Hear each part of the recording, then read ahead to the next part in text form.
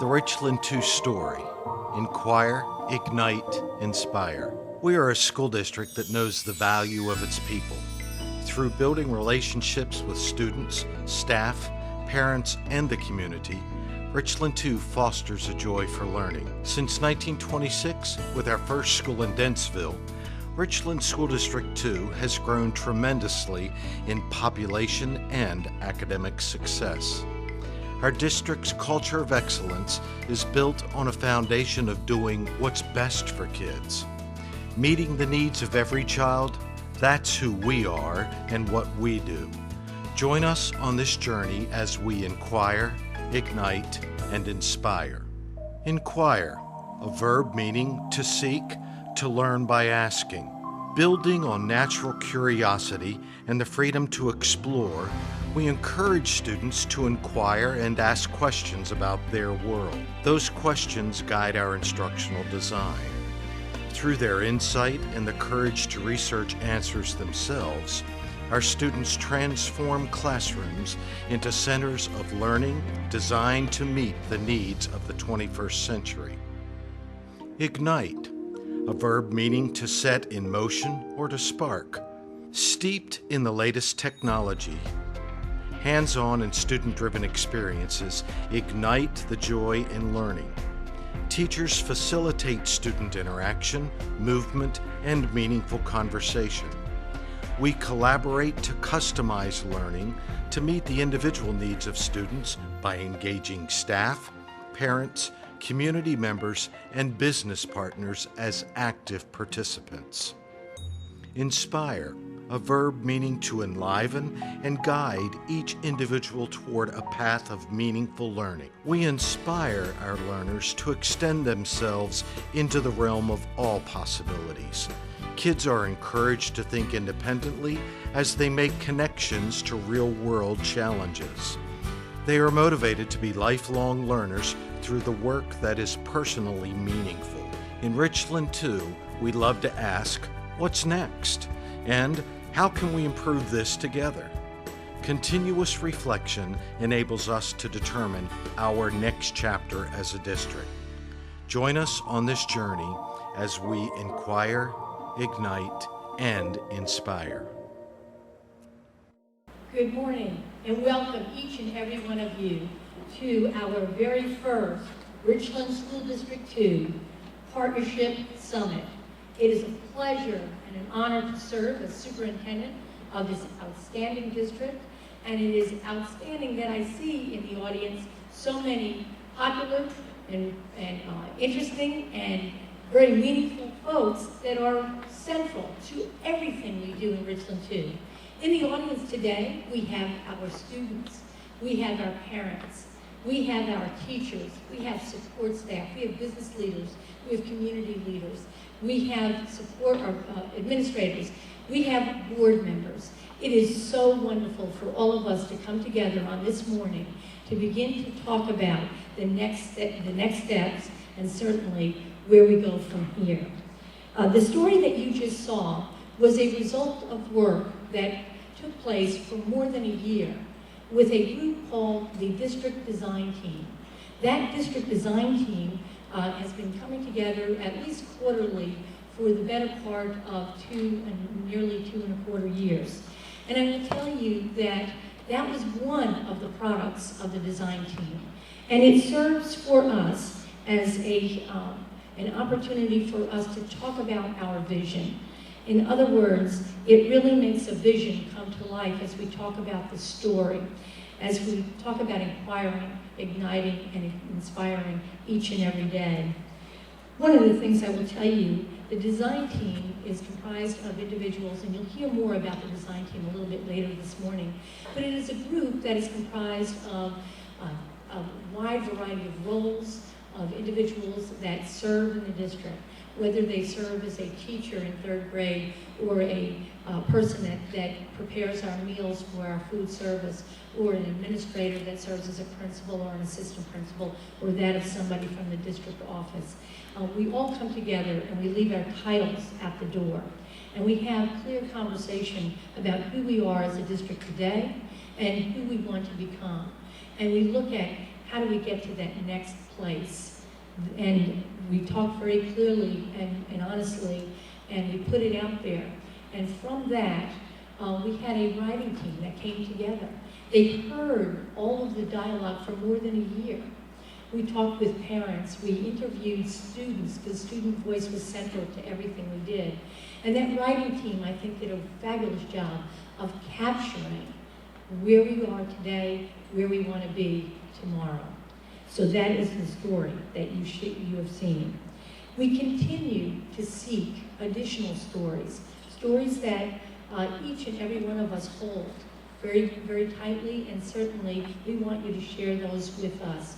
Everybody has a Richland Two story, so we continue to capture those, whether on our website or in person, or we ask that you just submit something so that we can come and interview you and hear your Richland Two story. Whether it's about success of your student, whether it's success of something that has happened in your classroom, whether it was a struggle that turned into something that became more powerful and better for all of those that are served. Again, Richland Two stories are captured each and every day. We all have them, so please, I encourage you to continue to share your Richland Two stories. Today, we wanted to bring people together, and there's a reason for that. We wanted to very clearly understand that working together is vital to the success of our district and the experiences that we provide for every one of our nearly 27,000 students. We know that we have some very strong partnerships scattered throughout the district. We want to purposefully focus our efforts to move forward towards even more valuable and greater levels of partnership with each other, whether it's with our parents, our community, our business leaders, the school district, and our students. We believe it's very important that we do so. We know that data shows that schools with active and supportive parents and community members perform better, far better, than those without parent and community support.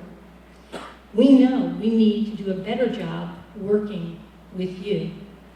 We want to build on our long-standing track record of great relationships and support with our community. We want to meet you on your terms and on your turf. We know that we must continue to move forward. Transformation is essential. Moving from perhaps a bureaucratic organization to a learning organization is what we believe is the next level of success for Richland School District 2. On your table, there are at least two copies of something we call Images of Schools chart. For some time, and you'll hear more about this as we go through the day, but you may want to just kind of browse through that. For some time, our administrative team, along with our district design team, have used this chart as we have looked at where we thought we were as a district. And most importantly, where we wanted to be. We discussed such things as our core business. We discussed the roles that are played by different role groups in our district. What our classrooms currently look like and what we'd like for them to look like. The level of student learning that's currently being attained and what can be. And we determined what our guiding metaphor currently is, perhaps, what we thought it to be, and where we thought it needed to be. As we move forward, it causes us to heighten our laser focus on every single student. We must also understand where students learn at the most profound levels, not just compliant learning, some things that they remember for the test on Friday, or perhaps a standardized measure, but far beyond that, things that they remember for the rest of their lives. When students apply, when they analyze, when they design and create, and finally produce, it results in profound learning. Learning they will know and use throughout their entire lifetime. To ensure that this happens, we have been doing a great deal of work developing teachers as leaders, designers, and guide to instruction. Principals are working to create the right conditions for this to happen at their building level. And district leaders have been focused very heavily on building the capacity throughout the entire district. Sometimes school districts find that they must, believe it or not, work around stuff. Some of you in this room know exactly what I mean. Sometimes we have bureaucratic barriers that keep us from doing what we know is best for our students. And we are delighted to say that some of us have stood tall and said, we will do what is in the best interest of every single one of our students because it's the right thing to do, and we will find the path. And I applaud you for that. As we begin to talk about a conversation, a great conversation that we believe is ready to happen in Richland School District 2, in our community, and through our business leaders and others, we know that the voice in your partnership is essential for that to occur. It's essential for us to hear the voices of all in order for us to get to the next level. Some things we must consider is how do we talk about our community? How do we talk about our schools? How much energy do we focus on the negative versus the positive? Are the right people involved in the conversations about our schools and about our community? How do we change the system? How do we unlock the potential of every single child? What message do we share about our school district and community? As we continue to explore how we can do a better job of engaging parents and community, we want to hear these suggestions. You all are here very purposefully, I might add, because we know you support our schools and our community, but we also want to know how can we get your neighbors, your friends, those that you go to church with, how can we get them involved? How do we reach others to be a part of the conversation of what is next? Our recently re-elected Richland School District 2 Board Chair, Mr. Calvin Chip Jackson, will now bring greetings and remarks.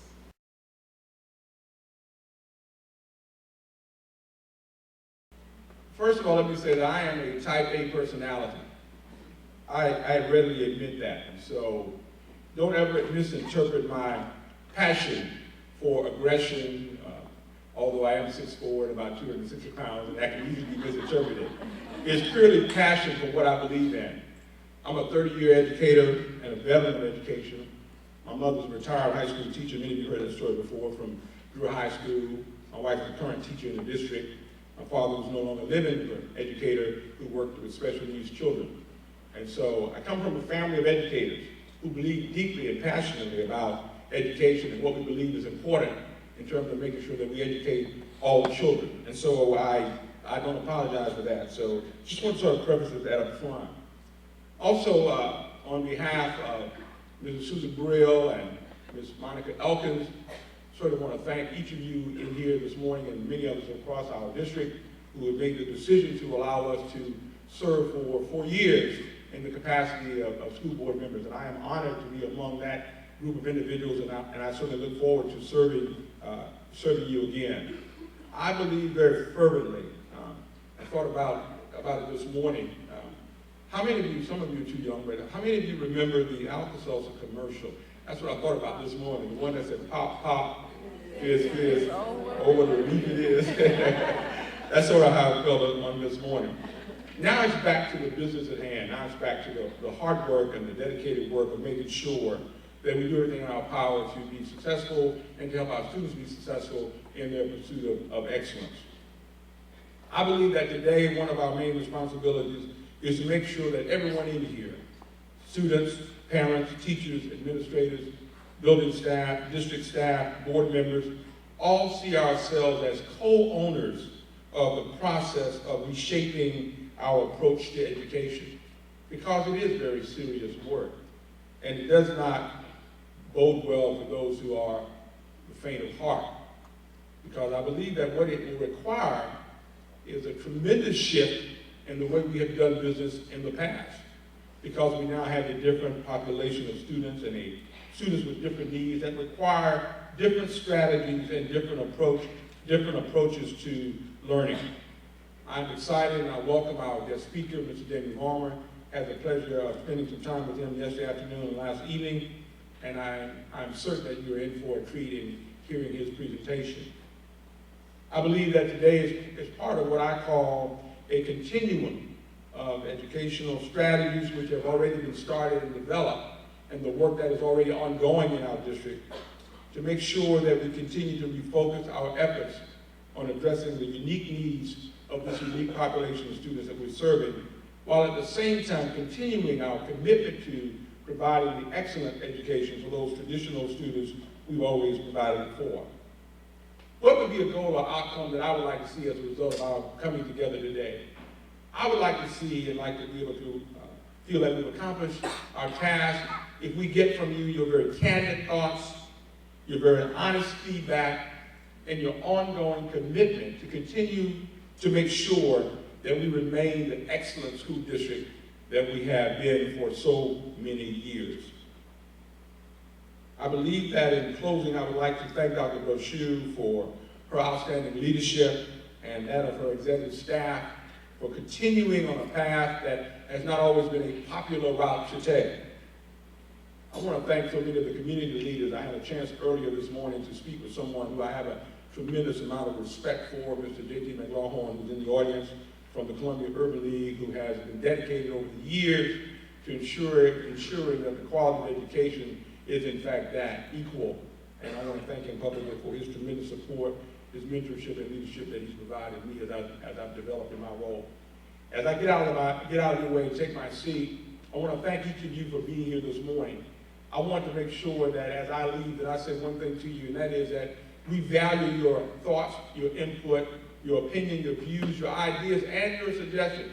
I sent in an email just yesterday to someone who's in this audience, and she will know this when I say this. Your voice does matter. I want to say it again. Your voice does matter. Whether you are a student, a parent, a teacher, administrator, a community leader, a district official, your voice does matter. Thank you very much for being here. Thank you.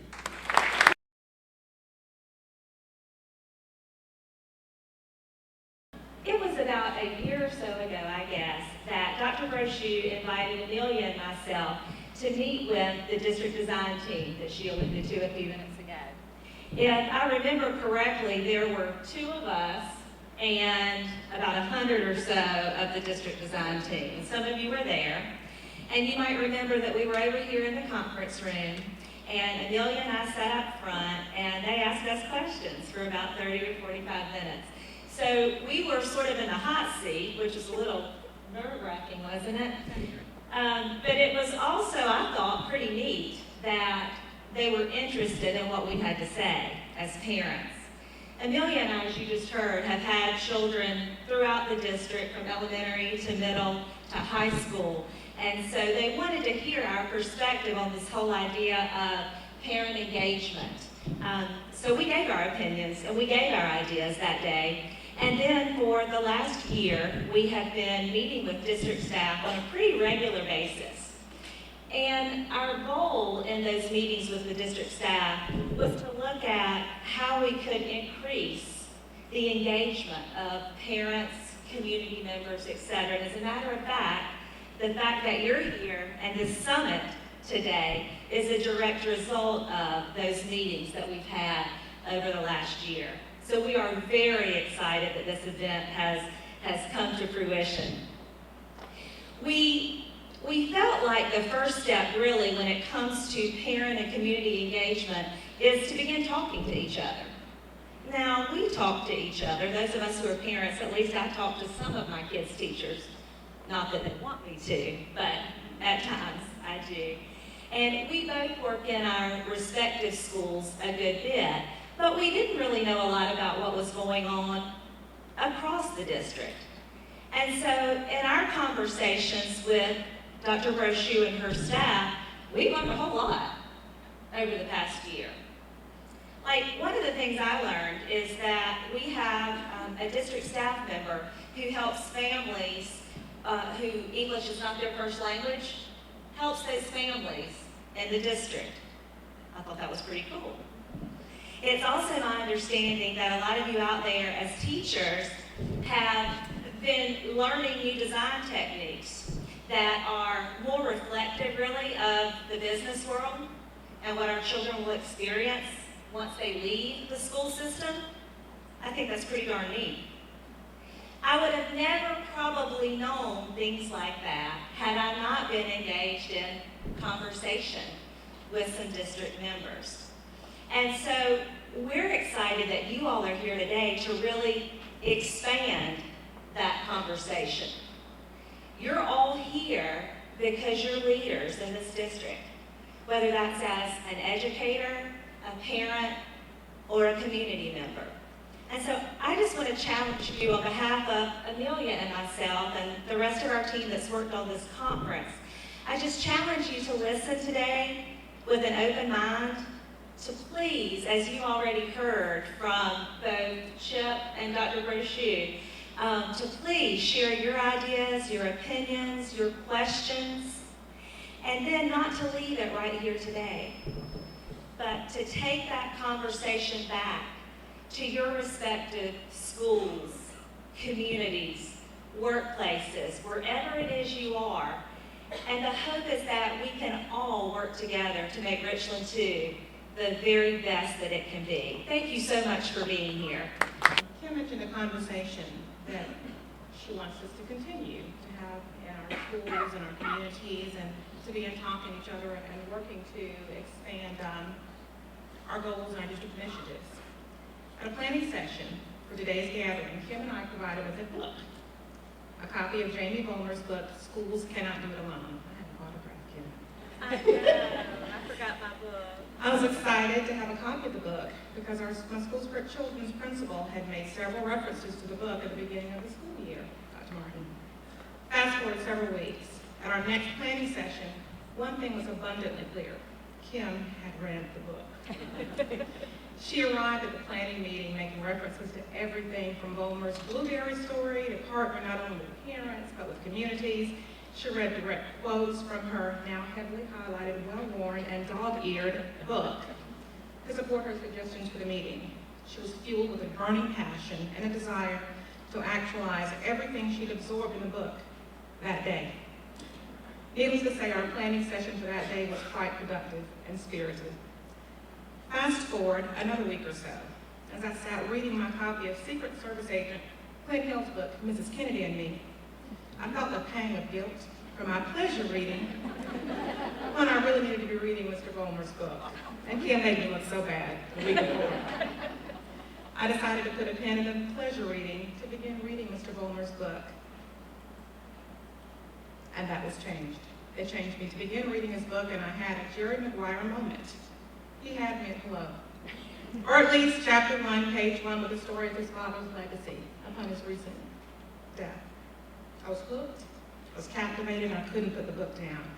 I too was highlighting dog-earing pages for future reference, and I soon realized that I was pleasure reading. Fast forward a few hours later. I sat still reading Schools Cannot Do It Alone as I watched a political debate on television. As I listened to each candidate's platform on education, I had another Jerry Maguire late in my night mission statement moment. And I began typing a message to our planning team, and I asked something to the effect of, I wonder what our country would be like if all political leaders at the local and national level are required to read Mr. Vollmer's book. How would it shape their opinions and their decisions regarding public schools? Would they stay the same? Would they change? I expanded my what-ifs and my ponderings to include business leaders, churches, civic organizations, homeowners associations, SICs, and a myriad of other entities, including parents like me. In short, Kim and I experienced a paradigm shift, I think it's fair to say, and as it pertained to our before and after the book. Belief systems surrounding parents and community support for public schools. The great conversation, as Mr. Vollmer will describe more, was beginning to brew within me. It is our hope that other hearts, minds, and spirits will leave here today either ignited, further ignited, inspired, or uniquely motivated to start or continue the great conversation. Kim and I are honored and starstruck to have the opportunity to introduce to some and present to others Jenny Vollmer, author of the critically acclaimed book, Schools Cannot Do It Alone. Mr. Vollmer began his adult life with a solid education and a career in the field of law. From there, he became a highly successful businessman in the ice cream industry, a well-respected leader in the business community, and somewhere along the line, a series of what I consider to be fortunate events led him down the path of education where his road to enlightenment was evident. Ultimately, he became and remains a leading authority for public support for American public schools, and we are simply delighted to have him here. Ladies and gentlemen, Jenny Vollmer.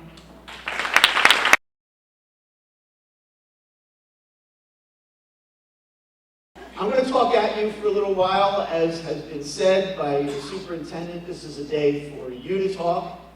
And I have found, I don't know if you have, that I never learn a thing when I'm speaking. It's only when I'm listening to somebody else. I'm going to talk about the need to build a conversation between yourselves here in this room and everybody else out there in Richland Two. I think some of you know I have very strong feelings about this, about Columbia. I lived here back in the day in the 70s, made tremendous friends. It's always wonderful to come back. You need to know I have certain basic assumptions to start with. First is this.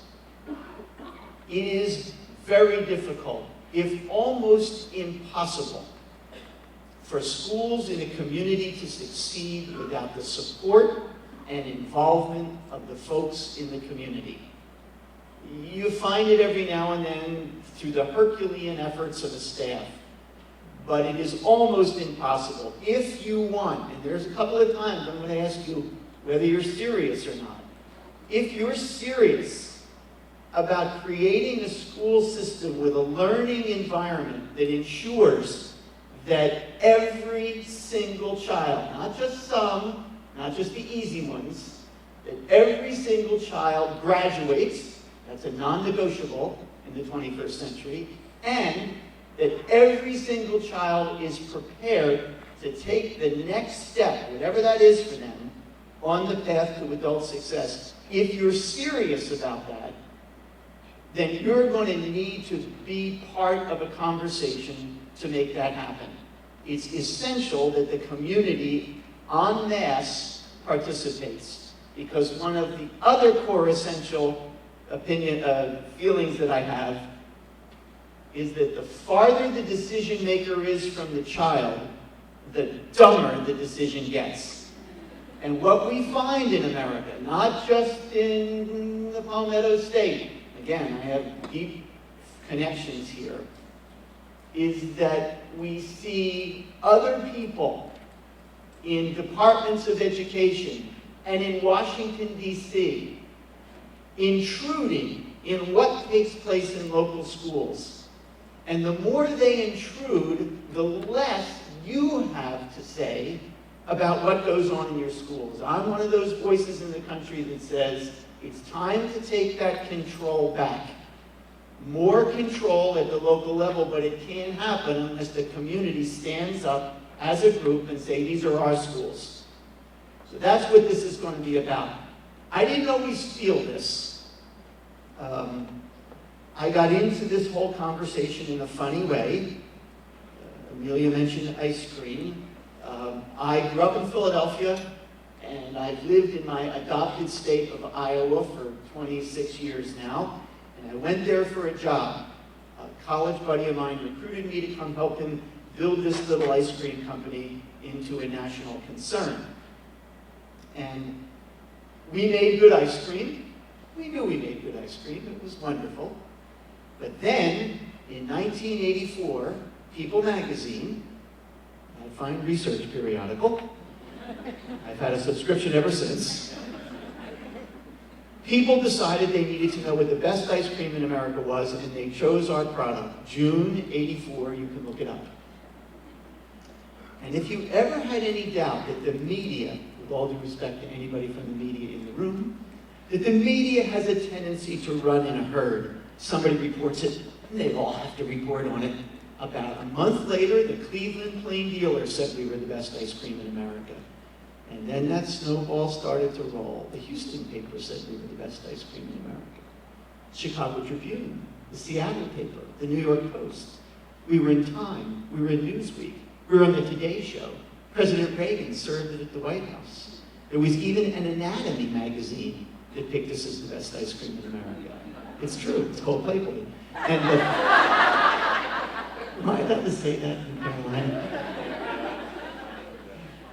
The point is, because of all this press, for no other reason, I was sort of plucked out of a crowd and asked by our state superintendent of schools at the time if I wanted to sit with a group of people, not too different from a statewide design team, a group of people called the Iowa Business and Education Roundtable to talk about the future of public schools in Iowa. Now, I back up and tell you that ancient history because when I showed up for that first roundtable meeting all those years ago, 1988, I had an attitude. I had an attitude that I will bet good money businessmen and women in the Richland Two area, maybe some of you, have to this day. My attitude about schools was somewhat negative, and it was informed by three assumptions. First, schools need to change. Come on, we are not getting the workers that we need. Second, teachers and administrators in the room, raise your hands. Raise your hands. You are the problem. Come on, everybody knows that their nests are all comfortably feathered. You don't have to work hard. The kids leave in the afternoon. You're out of there. You're not thinking about them anymore. You get the summers off. You're lazy. Some of you are smiling at me. You have neighbors who think that today. You can take that to the bank. I was sure of it. They're not exposed to the competitive forces of the marketplace. Nothing's pushing them to improve. They're the problem. And the third assumption that I had is if you would just run it like a business, everything will be okay.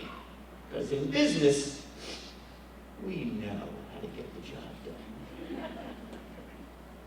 So I showed up for that first roundtable meeting, and I had not met a single other person. I mean, I was frankly one of the token small business people in that room. I mean, we never had more than 50 employees. There's the Principal Financial Group CEO sitting right next to me. Principal is the largest employer in the state of Iowa. And then there's John Deere sitting next on the other side of me, and there's Alcoa. And, I mean, they're major players. I've never met any of them, but in 10 minutes, all the businessmen and women, we loved one another. Why?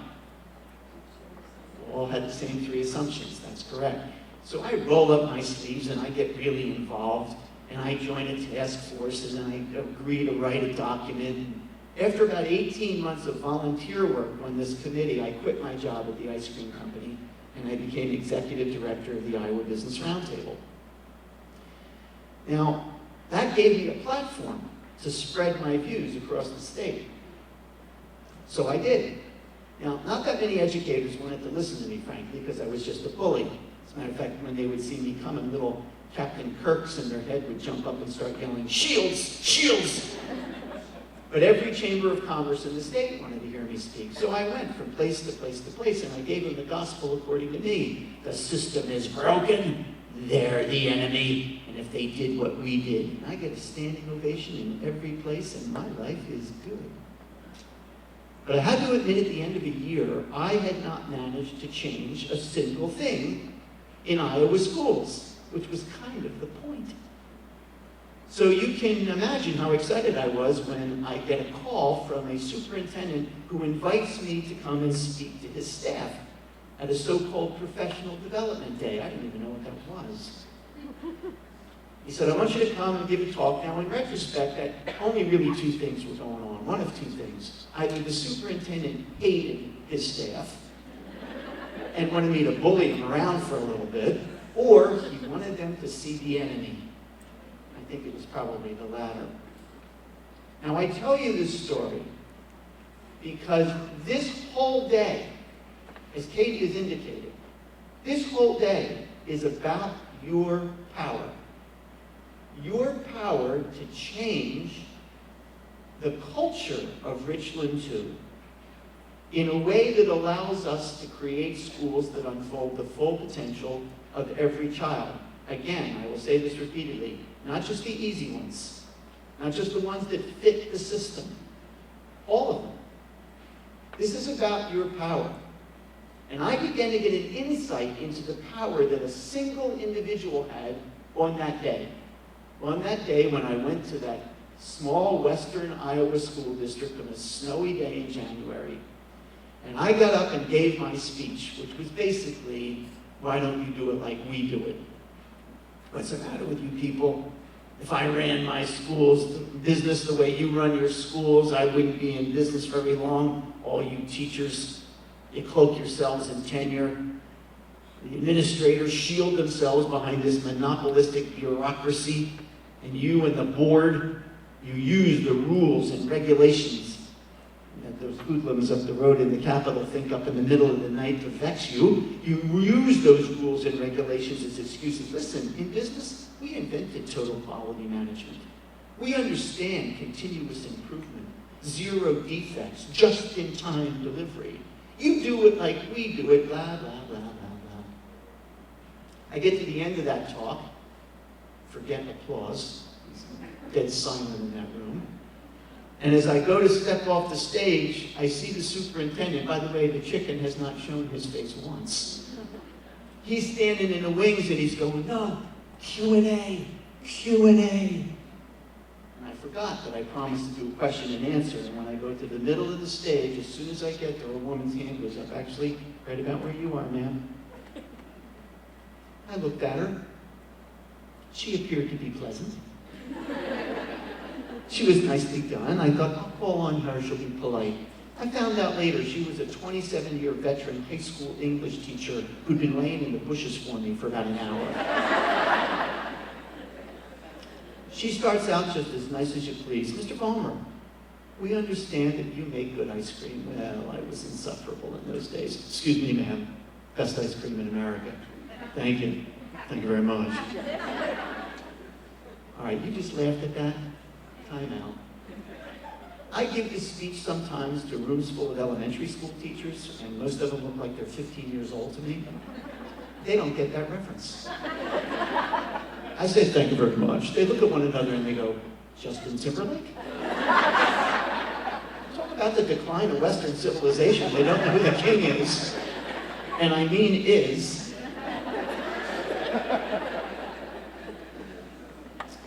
Yes, sir. Something tells me it must be rich and smooth. 17% butterfat, low overrun. Overruns the amount of air that you whip into ice cream to make it cheap. Oh, it's creamy. You'll love it. Yes, sir. I'm sure I would. Mr. Vollmer, something tells me you use nothing but grade A ingredients. Your nuts, your berries, your flavorings. So I'm so sorry to interrupt. But at the Great Midwestern Ice Cream Company, which was our name, our specification to the supplier, it's not A, it's triple A. And a little smile shot across her face that I did not understand at the time.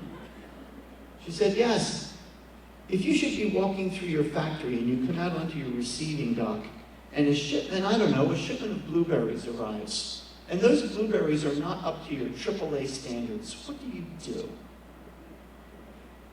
And in the silence of that room, you could hear the trap snap! I wasn't going to lie, little lady. I said, ma'am, I would send them back. She springs to her feet. She shoves her finger in my face. She says, that's right. You would send them back. We can never send back the blueberries our suppliers send us. We take them big, small, rich, poor, hungry, abused, brilliant, creative, curious, frightened, cautious, homeless, ADHD,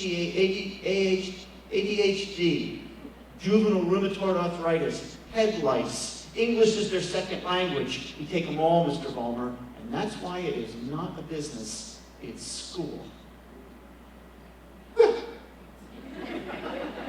I would have gotten the point. But all 250 of them jumps to their feet. Yeah, blueberries, pal! Blueberries!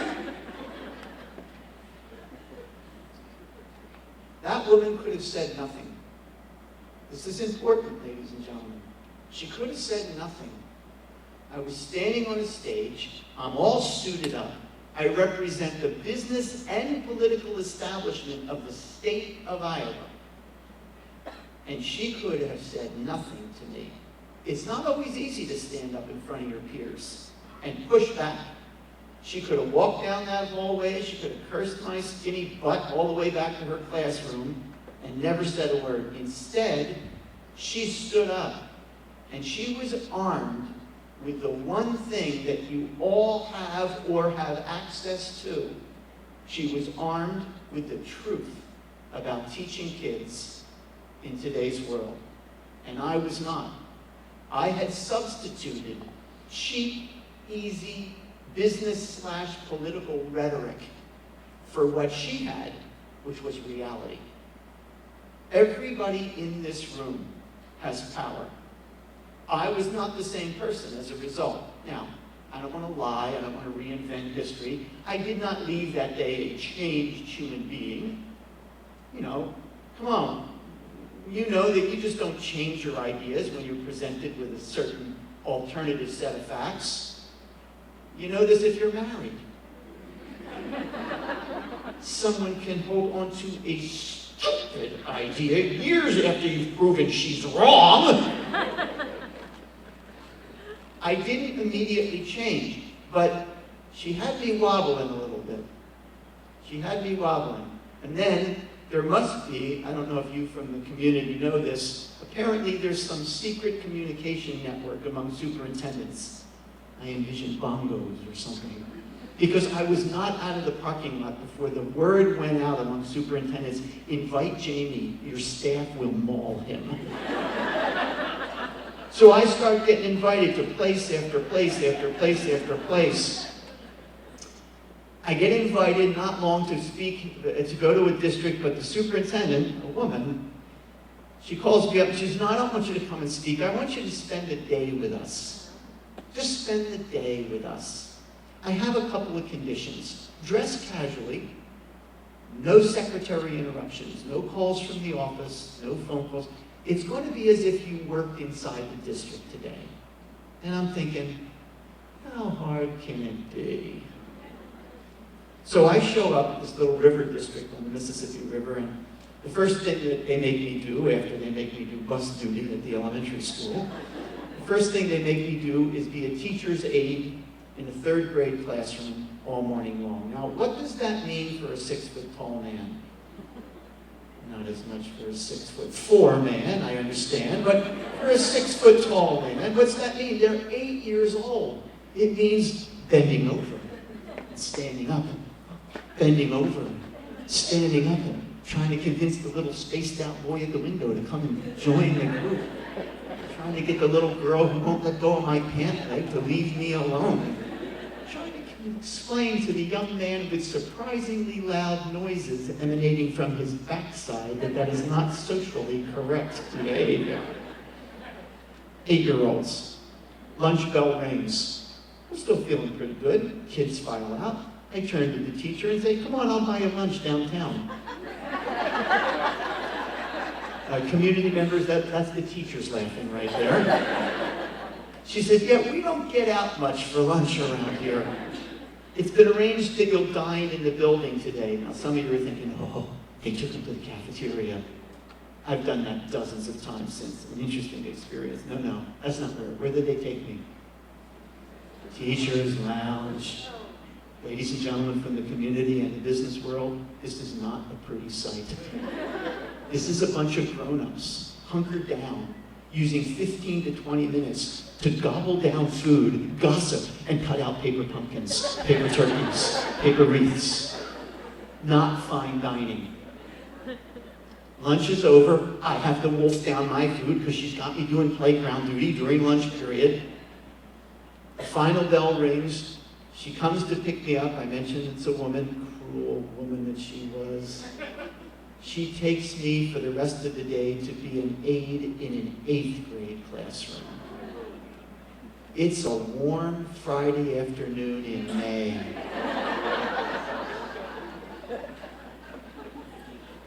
I will go to my grave with that smell in my nostrils.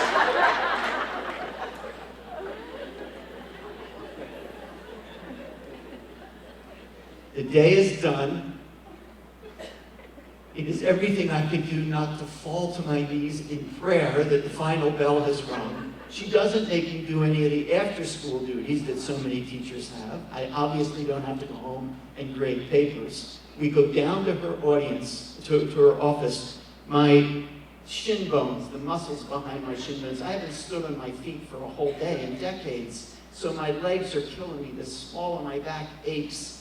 My brain is screaming for Advil and caffeine, and I would not have turned down a beaker full of gin.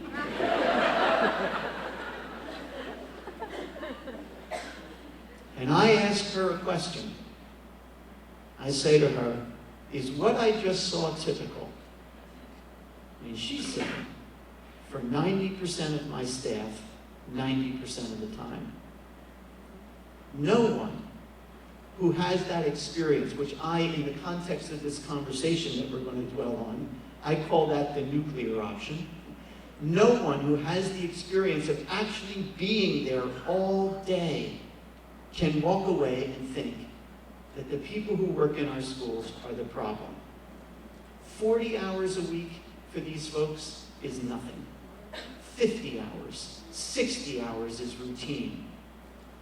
The people working inside Richland Two and every other district in the greater Columbia area, they are standing before the most diverse, demanding, distracted generation of kids the world has ever seen. There's no hyperbole in that, that's the fact. Many of these children are victims of a popular culture that has assaulted their physiology, fractured their attention span, and given them, and not to make anybody uncomfortable, but their parents, a dangerously overdeveloped sense of entitlement. This is unbelievably hard. So in the course of a few months, by having nothing happen to me other than finally being inside where the action is, I lost my assumption about running it like a business. The Blueberry Lady took care of that. And by the way, that's 20-some years ago. And as you might guess, my emails, that Blueberry story has been round and round and round the internet. My emails are constantly filled with thank you for the story and you're an idiot. I mean, I get both of those.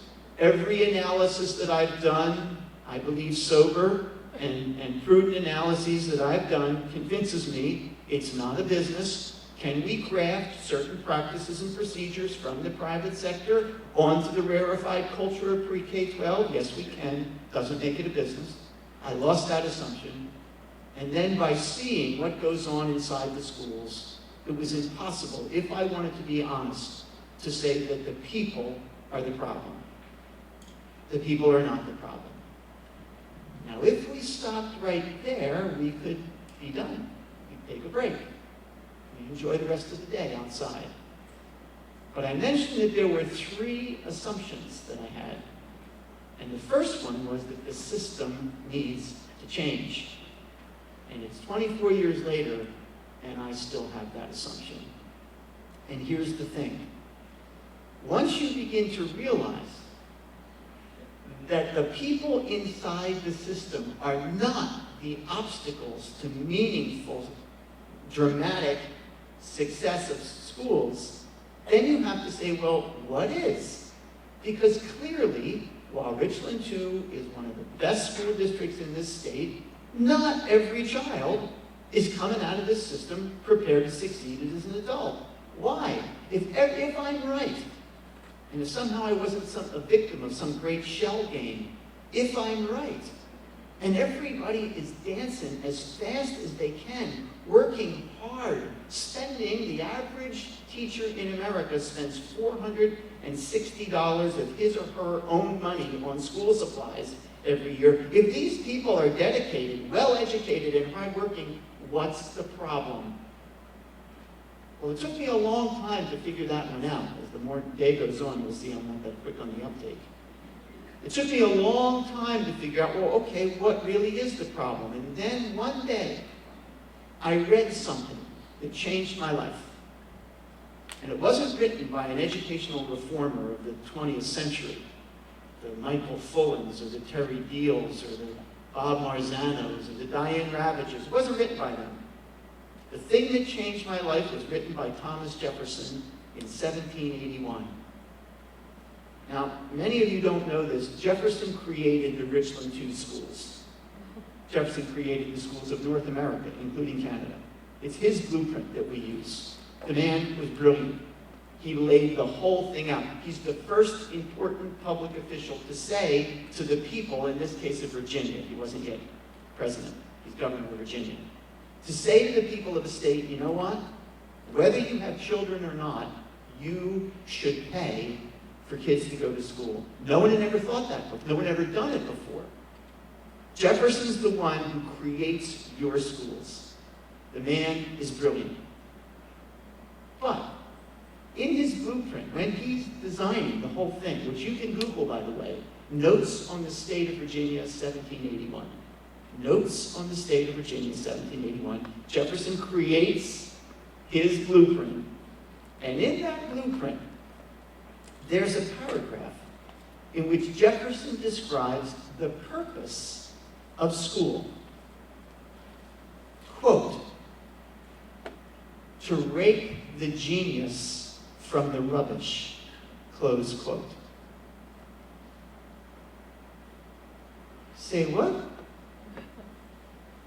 The purpose of school is to rake the genius from the rubbish. Now, I'm not going to demonize Thomas Jefferson. Jefferson created a school system that was perfectly designed for what he felt America needed, which was what? A small handful of what Jefferson called the learned class, and a big slug of what he called the laboring class. Genius, rubbish. One might quibble with his choice of words. Yeah, as if. But he designed a school system for America, for an agrarian society in which only a small handful of people were going to think for a living. And everybody else was going to go out there into the world and do what they were told. Or they were going to work independently, on farms, in factories. Very few factories, actually. There were mines. There were seamen. There was the rivers. But it was not a society dependent upon a quote-unquote learned thinking class in terms of the economy. So he created that. And we got better and better and better at building on Jefferson's blueprint, all the way up through the 18th, 19th, 20th century. But at about the three-quarter point of the 20th century, America began to change. And you can say to me, Jamie, that's pretty harsh. Genius and rubbish. Why did we put up with that? It's because that's what we needed. Look, I graduated from high school in 1967. I know, I don't look it. Thank you. You know, gentlemen, someone should tell us that when we're young, that the amount of hair you get is going to be spread out and rationed across your entire lifetime. I would not have used mine up in the 60s. I did not go right to college. I don't come from money. And a buddy of mine, whose dad was a big shot union official in Philly, a buddy of mine named Mike got me a job in a factory right out of high school. It paid $3.83 an hour. Now, I know there are students in this room, and you're thinking, you gave up college for $3.83 an hour? Yeah, let's put it in context. The minimum wage was $1.19 in 1967. And teachers, I looked it up, $3.83 an hour on an annual basis was more money than my senior high school teachers were making after 20 years in a classroom. It was fabulous money. That's why I took the job. Nobody asked me if I graduated from high school. There was one requirement for that job. I had to be 17. 77% of America's workforce was unskilled or semi-skilled the year I got out of high school. Last year, according to the same Federal Bureau of Labor Statistics, the 77 number was 13. Only 13% of the jobs in America are low-skilled, semi-skilled jobs paying a decent wage. There's low-skilled, semi-skilled jobs out there that don't pay a decent wage, but I didn't see anything in the video that says Richland Two preparing our children for the crummy jobs of the world.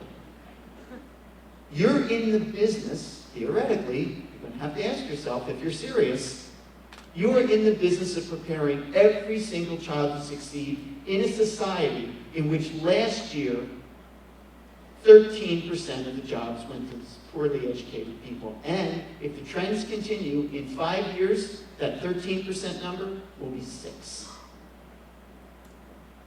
For the first time in history, we must not only take every single child, and by the way, you get into all this international comparison, bogus mumbo jumbo.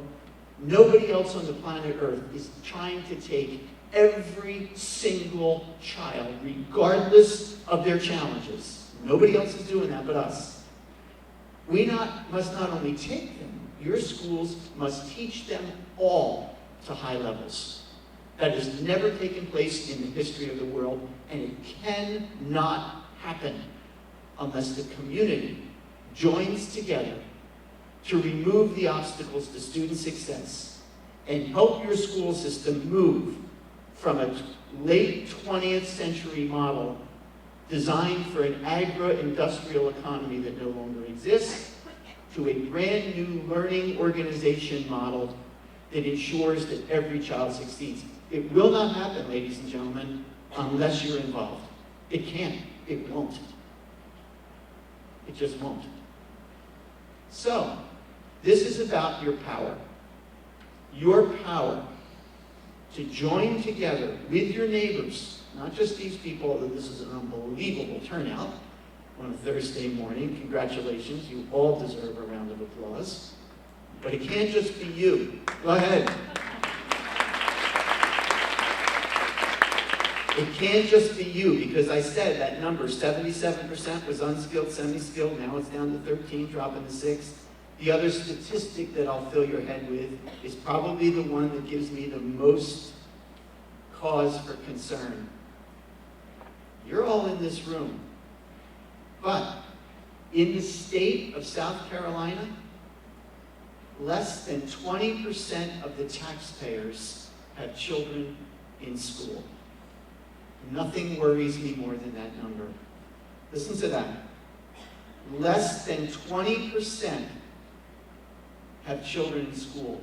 80% of your neighbors are beginning to have, if they don't already, they're beginning to have a been there, done that attitude. Hey, I paid for my kid. I suppose I was willing to pony up some money for my grandchildren, but even they're out of school now. I don't care about these kids. They're not my kids. I'm worried about health care. I'm worried about crime. I'm worried about Social Security, infrastructure. I'm not worried about schools anymore. That's somebody else's job. Now, I don't demonize them. I'm getting older. I now get into the movies for 50 cents less. Which is a very sad perk for lousy knees. I don't demonize folks who are shifting their priorities, but if the vast majority of your neighbors, every parent can get involved, and you still have less than 20% of the community focused on what's going on in school. And many of them, when the school system has to go to the community and ask for support, many of them, they go into the voting booth, they close that curtain, and they don't vote no. They vote hell no.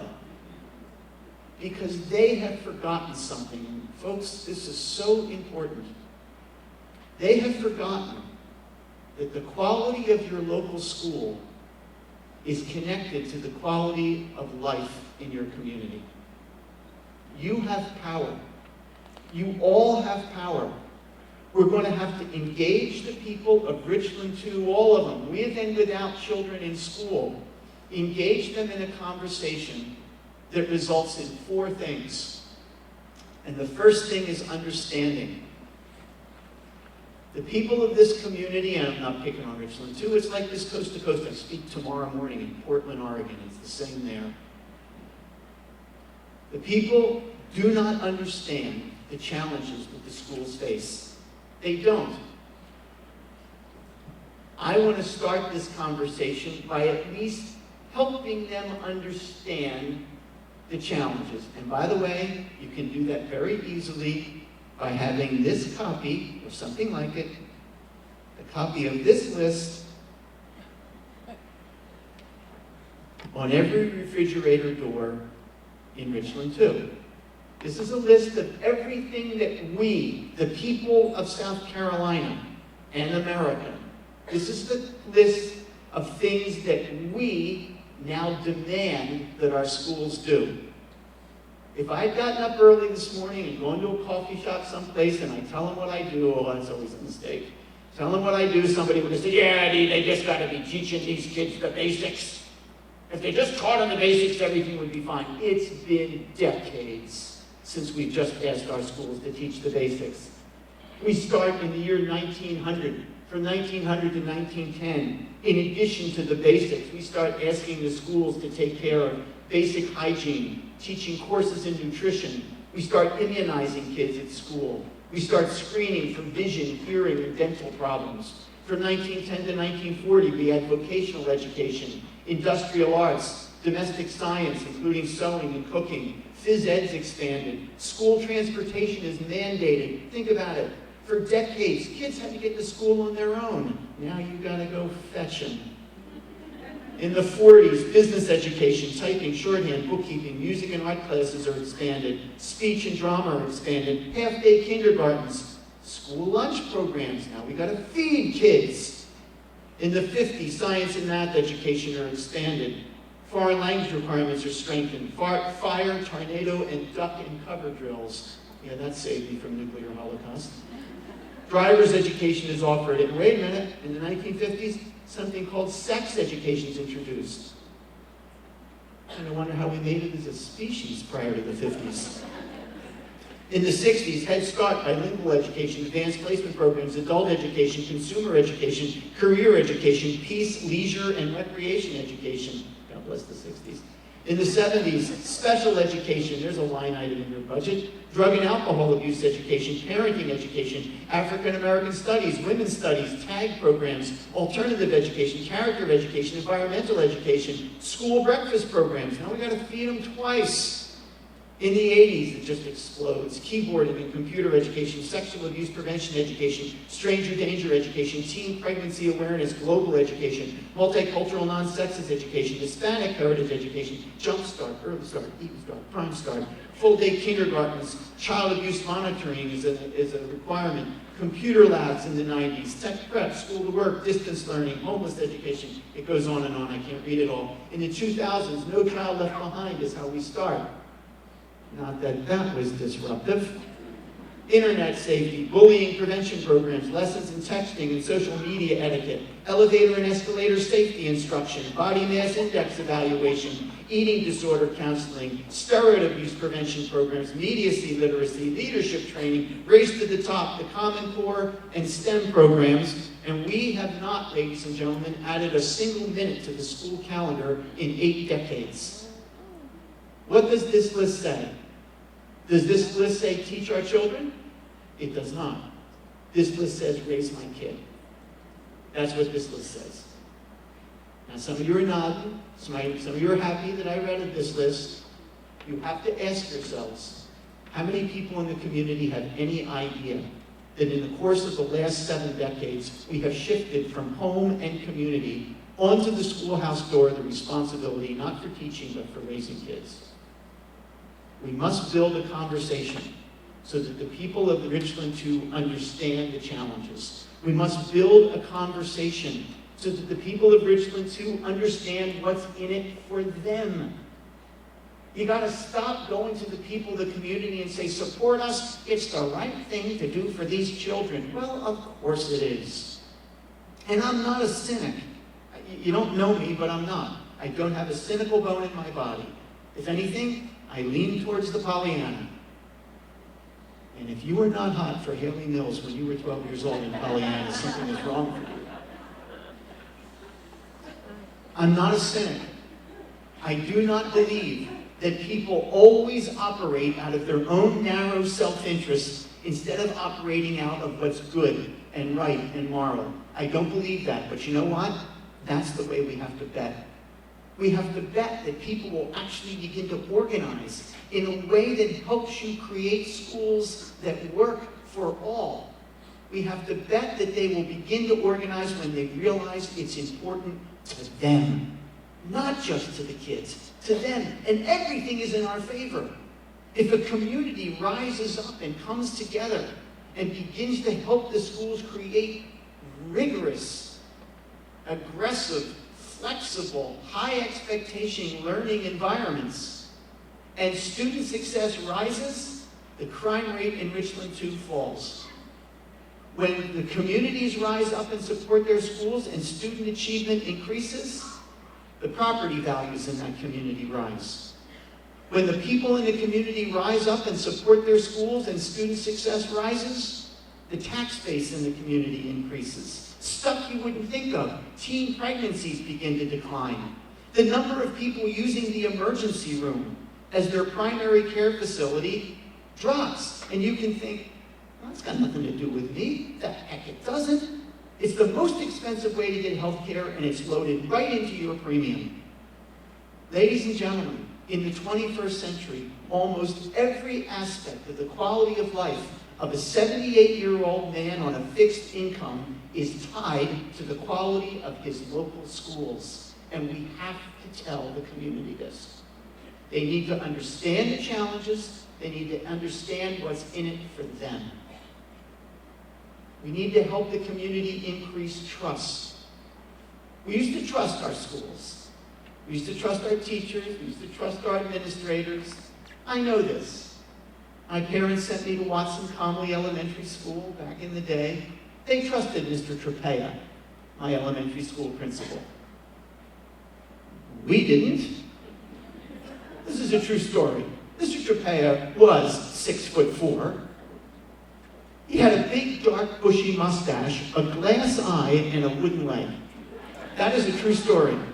That little elementary school had wooden hallways. You could hear Trapea coming like Ahab on the deck of a ship. Only Charles Dickens would send a 5-year-old to spend the day with Mr. Trapea. But my mother trusted that man. You know how I know that? Because if I had a problem with Mr. Trapea in the day, by God, I had a problem with my mom at night. And today, 8 times out of 10, if a teacher or a principal has a problem with a kid, they have the problem with the parent at night. How dare you reprimand my child?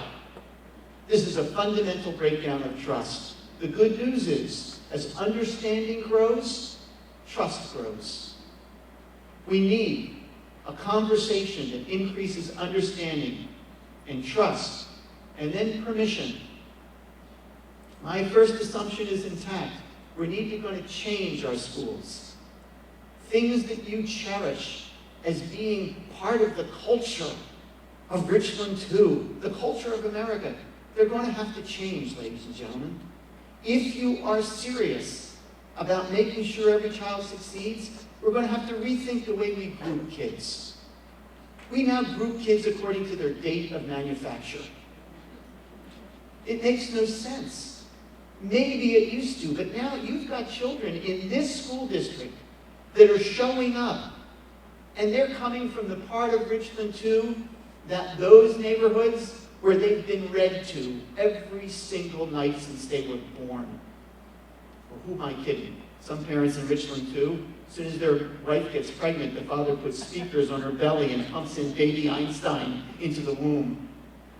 But that child is showing up and sitting right next to a little girl, let's say, who's coming from a part of town or a home, and she's never seen a book.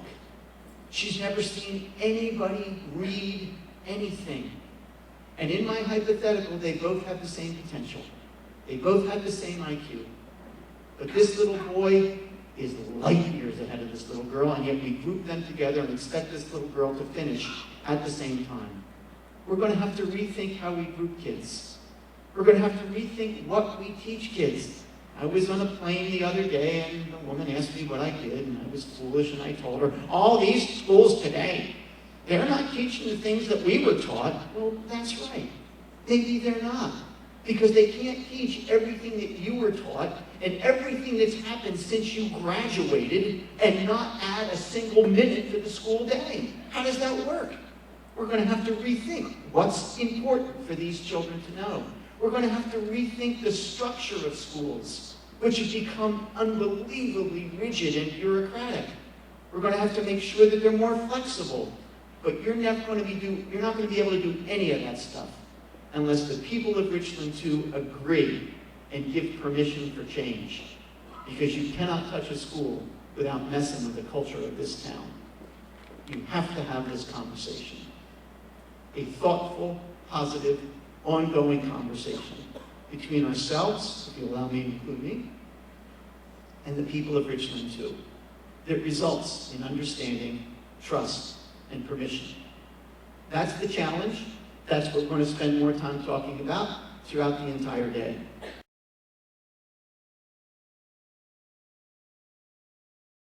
We're in a great conversation, and with teachers being tasked with all the different administrators, and you rely on parents and community members to help spread that conversation. Number one, how do we start? That's part one. And as a follow-up, just out of curiosity, in your travels, is there a district or is there an area that you've seen in the nation that's got it right, that's been successful at this, and we duplicate that? Where do we start? Is there a community that has gotten it right? All I will quibble with, Amelia, is the tense. There are communities that are getting it right. Here's the thing. I made a reference. It was a very slippery slope, so I kind of sidestepped it in my own mind. This idea, I don't mean to be overbearing, but you don't have control over so much of what goes on in your schools. Other people, I don't demonize them. I think that I come from the place where everybody operates from their own truth. I believe these people believe that they have the right way of going about it. But what we now find is that a small handful of policymakers in America, many of whom have no experience working inside schools, are calling the shots. And so I don't mean to be complaining in public, I've been talking about this conversation for years, but it's really only in the last 4 or 5 when many, many school districts are beginning to be frightened that they see legislators and people at the State Department proposing ideas which will hurt children, and they will hurt the state, and they will hurt America. So it's only in the last 4 or 5 years that districts are starting to say, we need to stand up. We need to exercise this power. So, having said that, they're getting it right. I would reference West Lafayette, Indiana. They are in the process of building a coalition of parents, teachers, administrators, the business community, the ministerial alliance, coming together to talk about how they can create schools that will work to help every child succeed. Another one is that I will give you, these are actually Beloit, Wisconsin, a different community than this, devastated by the collapse of the auto industry. And they had to just say amongst themselves, what are we going to do? We don't have the ability to send kids out of here poorly educated that are going to go into the Ford factory and make real good money. So Beloit, Wisconsin is another place that's making progress. In Loudoun County, Virginia, we're starting to see a real move towards building a broad-based conversation about what kids should know and be able to do.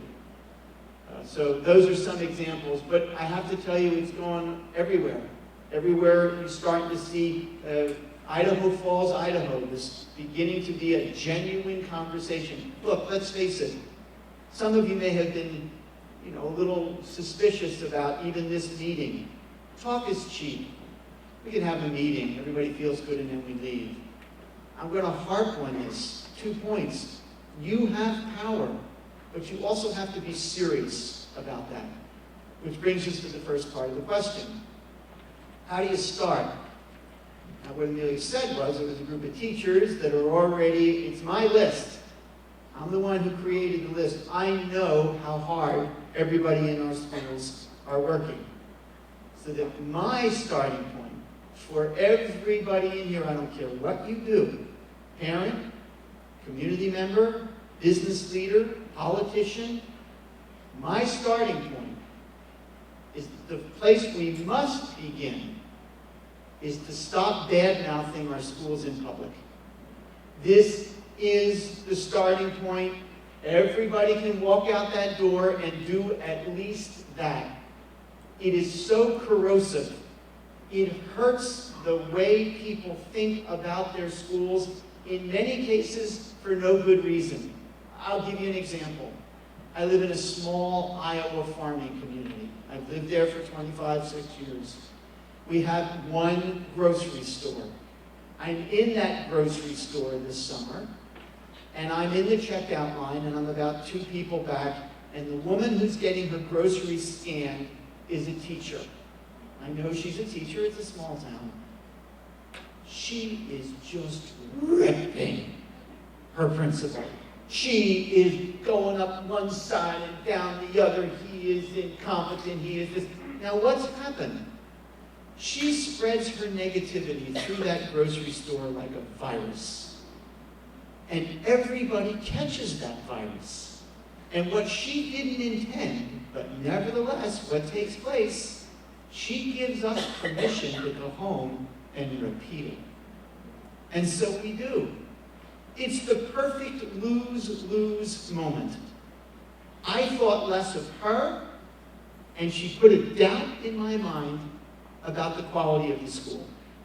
Where's the benefit in that? Look, I'm speaking to the teachers now, but it's no different with parents and others.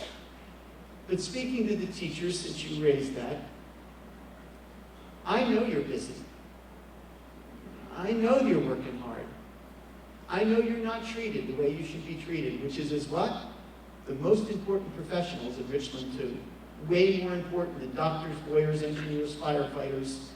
You're the most important professionals in this community, and you're not treated like that. I know it.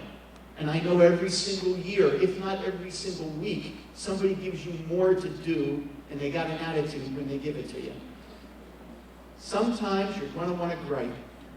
You're going to want to let off steam. I'm not asking you to be martyrs. Go ahead, gripe. But gripe to your spouse. That's why we have them. The starting point is there. The second thing everybody in this room can do, walking out of this room today, is shift your attention from the negative to the positive. Folks, this is the only thing I've learned about how the universe works. What you put your attention on will grow stronger in your life. You put your attention on every little negative thing that's going on inside the district, whether you're a parent, a community member, a principal, a teacher. You put your focus on the negative, only one thing will happen.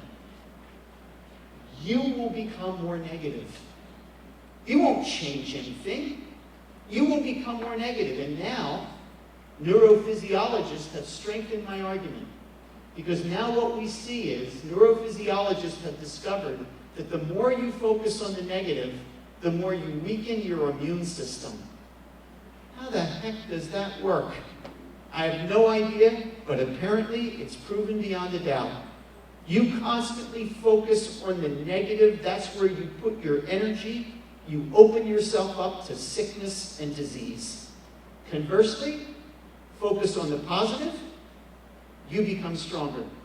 You have more energy. You feel better about yourself. And let me tell you something. I've been in a lot of schools in America. I've been in palaces. I was in a school in San Luis Obispo, California, with a view you could not possibly surpass. That high school cost $68 million to build. It was a palace. And I've been in schools in this country that we, as the richest nation on this earth, should be profoundly embarrassed exist. Horrible, dark places in broken communities. And even in those places, if you look, you can find positive steps of progress. So I know for darn sure you can find them in Richland Two. Shift your attention. The third thing that everybody can do, walking out this door, share something positive. Share something positive with your neighbors, your friends, your family, that vast majority who no longer have children in school. Tell them something good about what's going on. The fourth thing everybody can do is keep it up. Sustain the effort. Once you begin this, ask yourselves once a week, maybe on Sunday nights, ask yourself, how many positive things did I say about our schools this week? I don't know, 5. Fine, no judgment, 5. Maybe next week you go to 6. And the fifth thing that everybody can do is start now. Start this process now. Now, Amelia, unless I'm mistaken, I did not add a single thing of substance to what's already an unbelievably burdened schedule. Everybody in this room can stop, shift, share, sustain the effort, and start now. You made a couple of statements. You said that we need to group children differently and we need to restructure or rethink the structure of our schools. So I guess I have a couple of questions. How would you propose the schools group children differently?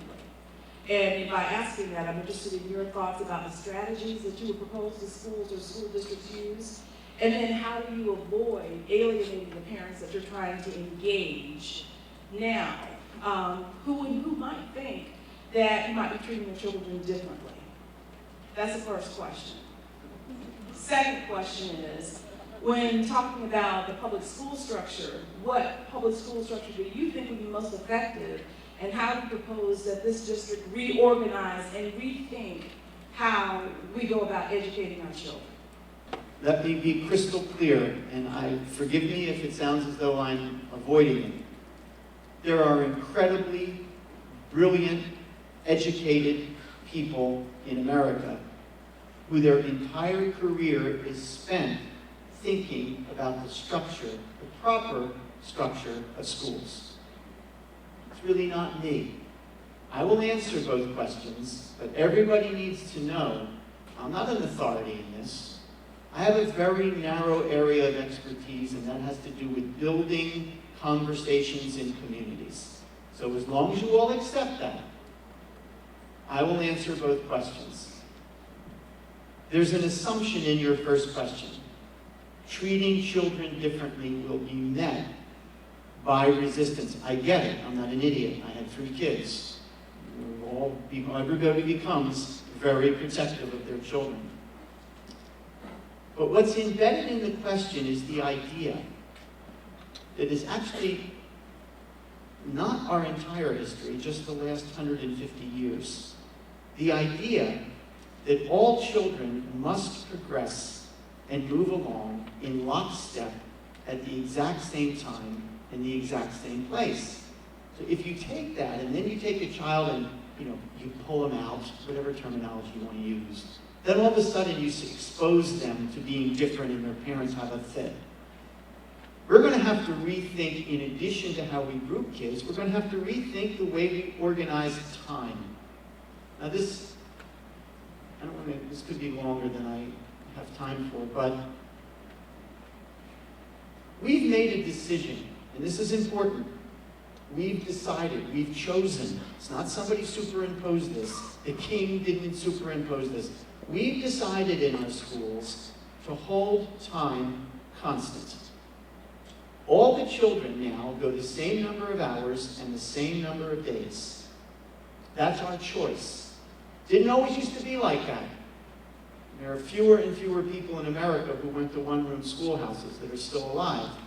But for a long time, kids started school in the fall, and they finished school at planting time, and that if they weren't quite finished with what they were doing in the spring, they picked it back up in the fall. Time was flexible. It was a variable. And learning was the constant. We went away from that. And now we have all children going the same number of hours and the same number of days, even though every parent and teacher in this room knows some children take longer to learn than others. We all know that. It's like this giant given that we don't acknowledge. We all know some children take longer to learn with others. By the way, taking longer to learn has never been connected with your ability or capacity to learn. Some just take longer. Some are more thoughtful. And some of those who take longer actually remember it beyond the Friday test. Some are wired differently. Some, in my little example, with a boy who's been read to every night and the girl who's never seen a book, the boy has a huge, what the educators call a prior knowledge base. He comes into school, in my scenario, it is now established that the boy may understand 15,000 more words than the girl. Huge head start. So that all the kids now line up at a starting line at the beginning of the school year, and the principal comes out, and the bell rings, and they're off. And they all got to jump these hurdles, and woe to the child who does not finish with the same kids he or she started with all those years ago. That child will be socially stigmatized for the rest of his or her life. We have to rethink this now, because time must be the variable and quality the constant, instead of the other way around. Now we have time as the constant, and you get this bell curve. And there's your quality. A's, B's, C's, D's, failure. Time constant, quality variable. That's the way it will always work.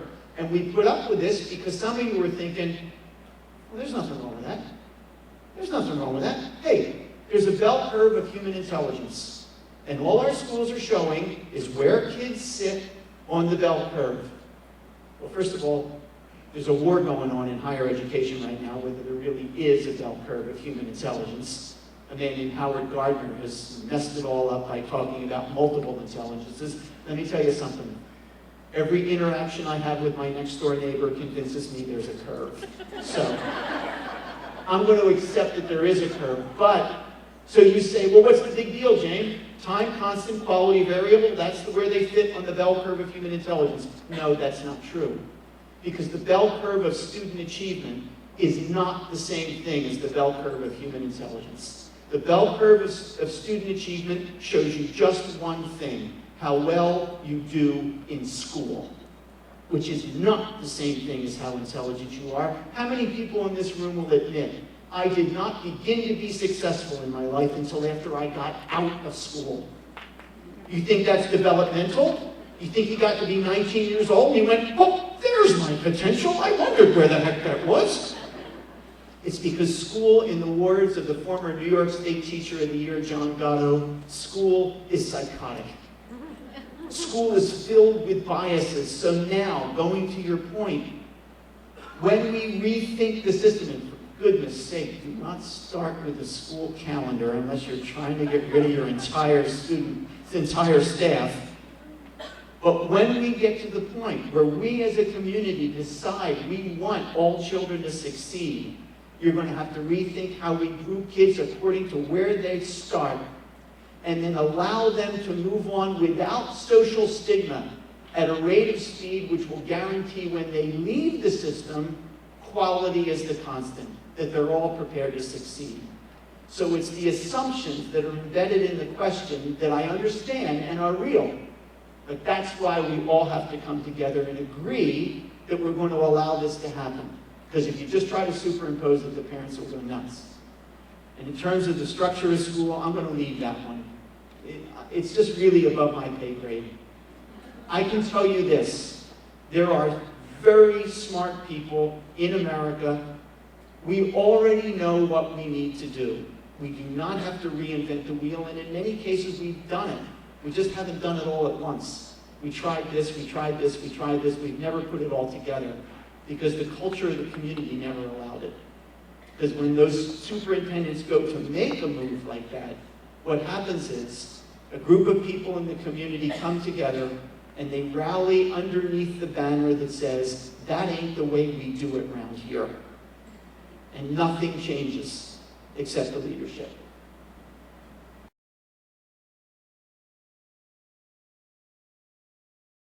And I'll start with Amelia, you and Kim, and ask you if you would, reflect as a parent, put your parent hat on here for a moment, and think about what Jamie said here this morning.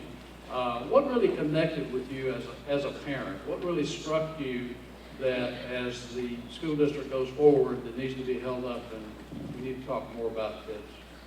Amelia, would you like to go first? Well, in studying your book, everything that you talked about this morning is in the book, and I appreciate that. So it's up in my notes, and I'm having to write notes. But what was enlightening to me regarding the book is that there's so much I didn't think about. And the more Kim and I got involved, I guess, at our schools and at the district level, the more we learned. You're thinking that supporting your kids is helping with homework and all that. That's important, taking them to school, fetching them afterward, all that's important. But I guess learning more of what's required of the schools, their responsibilities as administrators, and the more you learn, the more you think, gee whiz, there's so much that needs to be done from parents, from community members, so I guess I was mostly struck by this, how much is placed on the education system, and Kim and I got some insight into that before we got here today, and Mr. Vollmer just reinforced that. But I guess I'm trying to figure out too where to go from here. How do we start the conversation meaningfully, within our community, so that you're utilizing parents and community members the way that you need them, not the way we think you need us. Thank you for sharing that, Kim. I guess probably the thing that stood out most for me was at the very end, and it was a question from back here, Mr. Vollmer, that you were answering, where you talked about how when administrations make changes and do things differently, and you encounter resistance from groups of parents or the community or whatever. And we've had some of that happen. We've had that happen here. And so I'm real interested and would like to know more about how do we become more united when those changes take place? How do we gain that buy-in and that consensus and that support across the district? Well, let me ask the two of you as parents, what ideas do you have how the message could be framed in ways that would be responsive to what you need? You talked about the importance of meeting the community on their turf. So, what are some ideas that you have for how the change message can be framed in ways that are consistent with what you think parents care about? One of the things that Kim and I talked about at the design team meeting sometime last year is just because I'm a communication junkie. I want to read and know everything that's going on everywhere, and if I miss something, I want to find out, well, how'd you know that and I didn't know? Communication and making our messages consistent, whether it's, I know teachers have different motto websites, things they do, but some way to communicate. If you educate community members and pockets of whatever groups there are, church groups, civic organizations, homeowners associations, or communicate what's going on in the district that's really good, and that's being changed, what's being done. The more communication we have, I think the more people understand, and then hopefully trust will kick in. And when people understand what's going on and they've heard what you're doing, heard your message, then I think the potential for buy-in is greater. Just communication, be it newsletters or emails, or I can never be bombarded with too many emails. I like to know what's going on. communicating with people what's going on in our district classrooms, the schools, and the more people, not just parents, because I was astounded to learn that 77% of the district is comprised of people who don't have school-age kids. I didn't know that. That was staggering to me. So we've got to figure out how to change our audience for our communication, how to get the communication to them. Okay, thank you. Kim, you want to respond to that? Sure. I think along with what Mr. Vollmer said, people want to know, I want to know what's in it for me or my kid. I mean, and I think if we communicate in that way, if we help people understand what's in it for me, whoever me is, I think that's what's important. And I think the communication piece is certainly important as well. Amelia was talking about the consistent communication and emails and that kind of thing, which I do think is important. I also think it's important, though, that, and I'm speaking for Mr. Vollmer's book because I did love the book. I think that it's important that we go out and we have the conversation, that we talk about the good things that are going on, whether that's, after church on Sunday, or whether that's, I just saw a fellow tennis player, if that's at the tennis courts, or if that's, after school when you're picking the kids up, or wherever we happen to be. Again, I think everybody in this room, it's important for us to go out and for us to talk about the positive things that are going on and express to others what is in it for them. Dr. Brochu, as the superintendent of schools, what did you hear this morning from Jamie that really connected with you as a superintendent? There's so many things, George.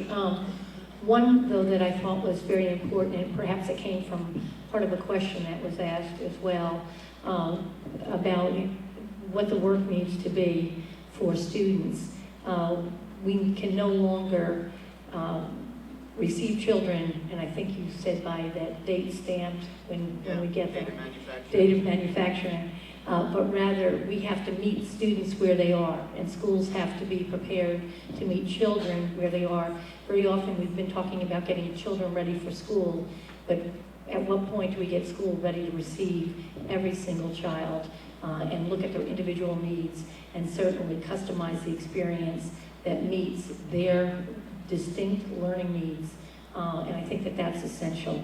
And that really ties to the kind of work and professional learning that has to occur so that our teachers are certainly able and ready to meet every single student, design and customize experiences, again, that meet those needs of those students, but at the same time cause profound learning to happen rather than that compliant learning, but that profound learning that stays with students for the rest of their lives.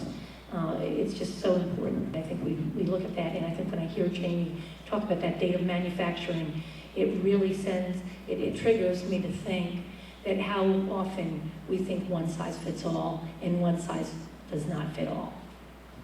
Thank you. Jamie, I want to ask a follow-up question. You made a really good example, you used a good example of the 79-year-old, and that you've got to craft your message in ways that are responsive to what that 79-year-old needs, and you got to show them that they need a quality public education system in their community. Could you give some examples, perhaps, of ways that might happen? How would you do that to a 79-year-old? So, this is a great question, and it leads directly to what I think you're going to talk about throughout the rest of the day. The four most important words that I will say this morning are as follows: community's turf, community's convenience. We have to take this conversation to the people of Richland Two. We have to stop asking them, again, I applaud you. I travel all over the country. I have no reason to falsely flatter you. This is a tremendous turnout. I've been in rooms where the district did exactly the same amount of work, and you got the same 12 people that always come. This is a tremendous turnout. But we can't keep having everybody come to meetings. We have to go to the community. You have meetings, especially at the school, even if it's a vitally important topic, and it has nothing to do with changing the sports program, raising their taxes, and you don't feed them, who comes? you know, 19 parents and the same weirdo who comes to all the meetings. I mean, where that man is, our straw man, the 79-year-old man on a fixed income, we have to go to him. There's another reason for that. A teacher, I can't remember where you're from, a teacher came up to me and said, well, thanks a lot. Sorry, that was self-serving. Thanks a lot. But you know, I realize we're going to have to get more of these people involved because many of them had terrible experiences when they went to school. Think about it.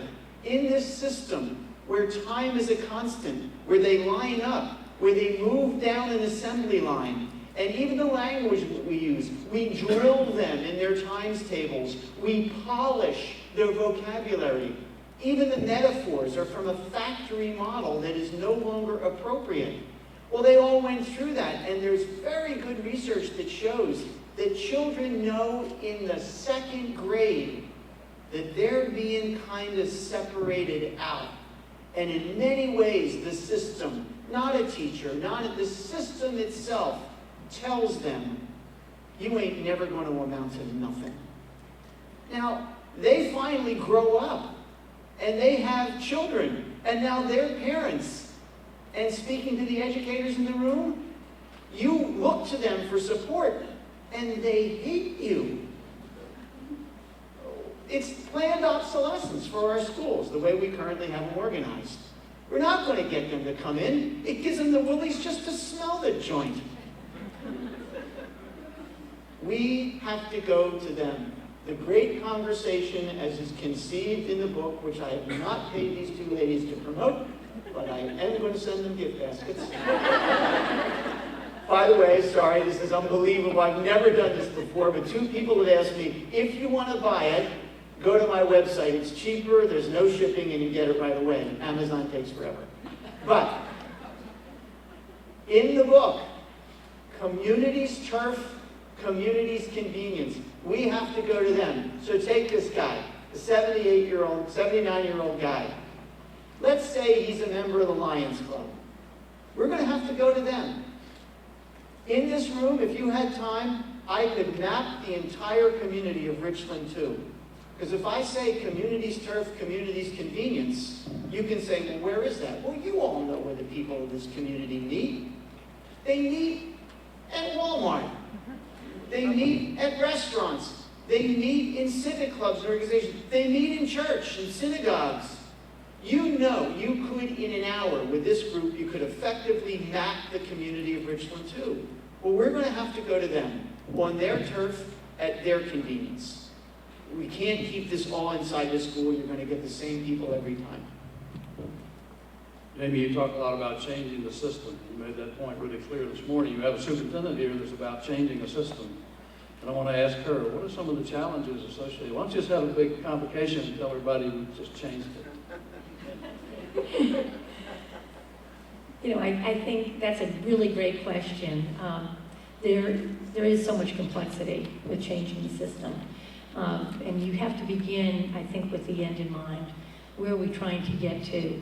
And I think when we first began our conversation through the district design team, we had kind of a very honest conversation in the room over the course of the better part of a year. And we came out with the Richland Two story. This is where we'd like to get to. And at the same time, in order to do that, we began with pieces of the system that we started to strategically think through and work through.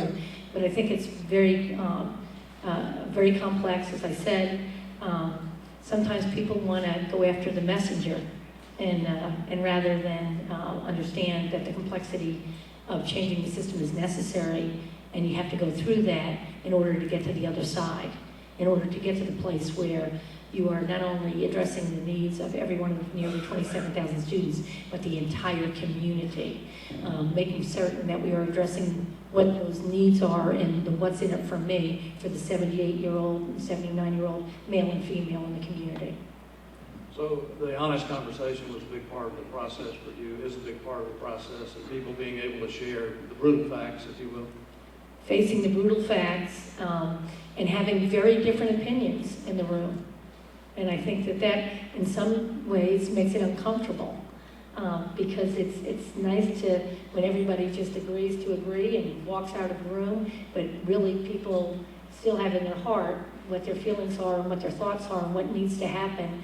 And they feel like they've almost kept themselves from saying anything by virtue of fear of what will happen as a result of them being very clear and honest. And Jamie, you talk about trust. Can you have that honest conversation? Can you get those issues on the table if there's not a high level of trust in an organization, do you believe? I guess you could put them on the table. I don't know whether they ever come off the table without that trust. Look, I'm a parent of 3 children. They're all grown now, all gainfully employed, none married.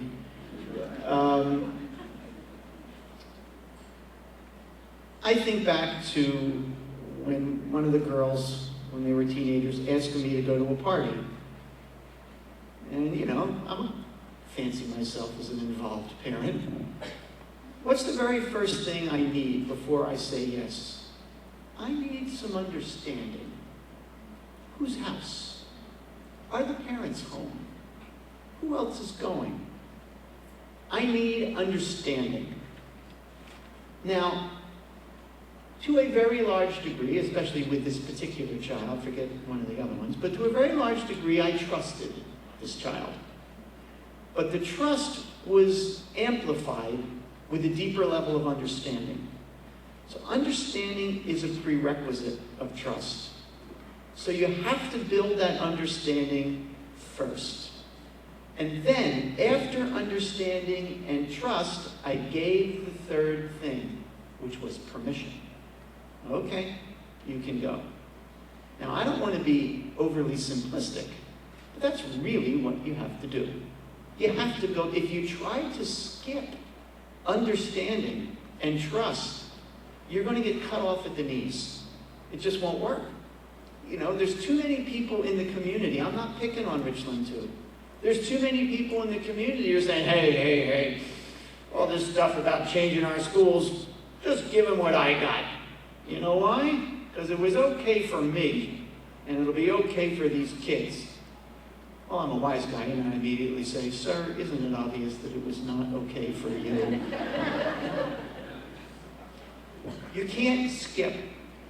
I watched all through the 90s and the early 2000s, superintendents and boards trying to skip. They tried to skip not because they were bad people, but because they always could. Look, I told you, most people don't have kids in school. That's relatively new. Back to my school experience, almost everybody on the block had a kid in school. And every other parent was checking out what the other kids were doing. I had 9 surrogate mothers on my block. All I had to do was one thing wrong, and that old battle axe Mrs. Reuter was on the party line to my mom. We have moved from a front porch society to a back deck society, where so many people are disengaged. We're going to have to go to the community and help them understand, A, what's in it for them, and why we must change the schools. You start to make that change of understanding, trust is a natural byproduct. And one last thing, you know how I know this for dead certain? There's a demographic group in America that gives schools, public schools, an A or a B in rating 78% of the time. This group, 78% of the time, says their schools are an A and a B. And that group is parents. There's a subgroup of parents who give their schools A or B 97% of the time. Anybody want to guess who that is? Elementary school parents, which is the same thing. Elementary school parents, come on, they're involved. High school parents aren't that much involved. Their kids would kill them if they showed up at the school.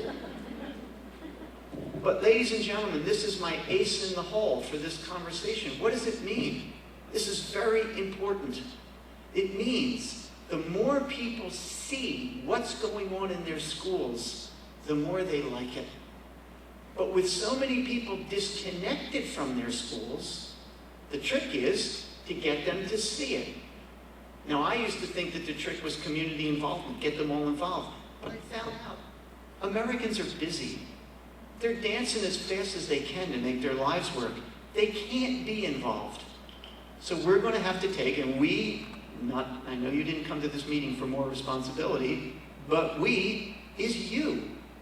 You're going to have to exercise your power and take a step towards the community and give them good information so that they can understand the stakes involved and why it's important, and then they will take a step towards you.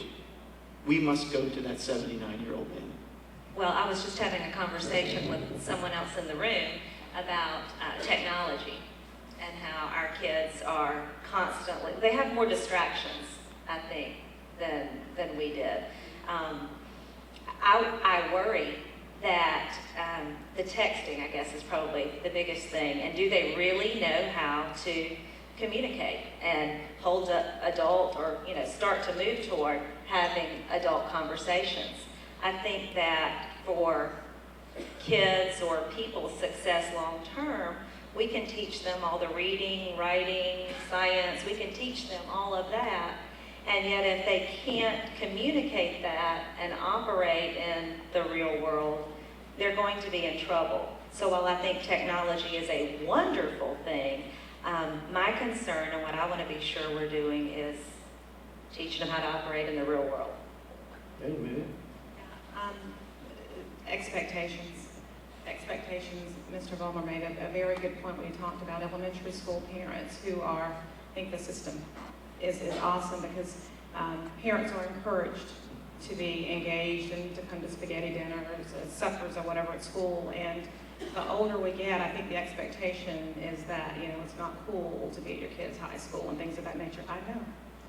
But with regard to things that have changed with our children, of course there's technology, and I think their expectations, they are very independent. They are encouraged to be, independent thinkers, and I've got this under control. And I guess finding out what they need. I don't know. In my generation, in my house, was very no one cared what I thought. My mom pretty much told me what was expected until probably now. But I don't know. I think the difference is that for a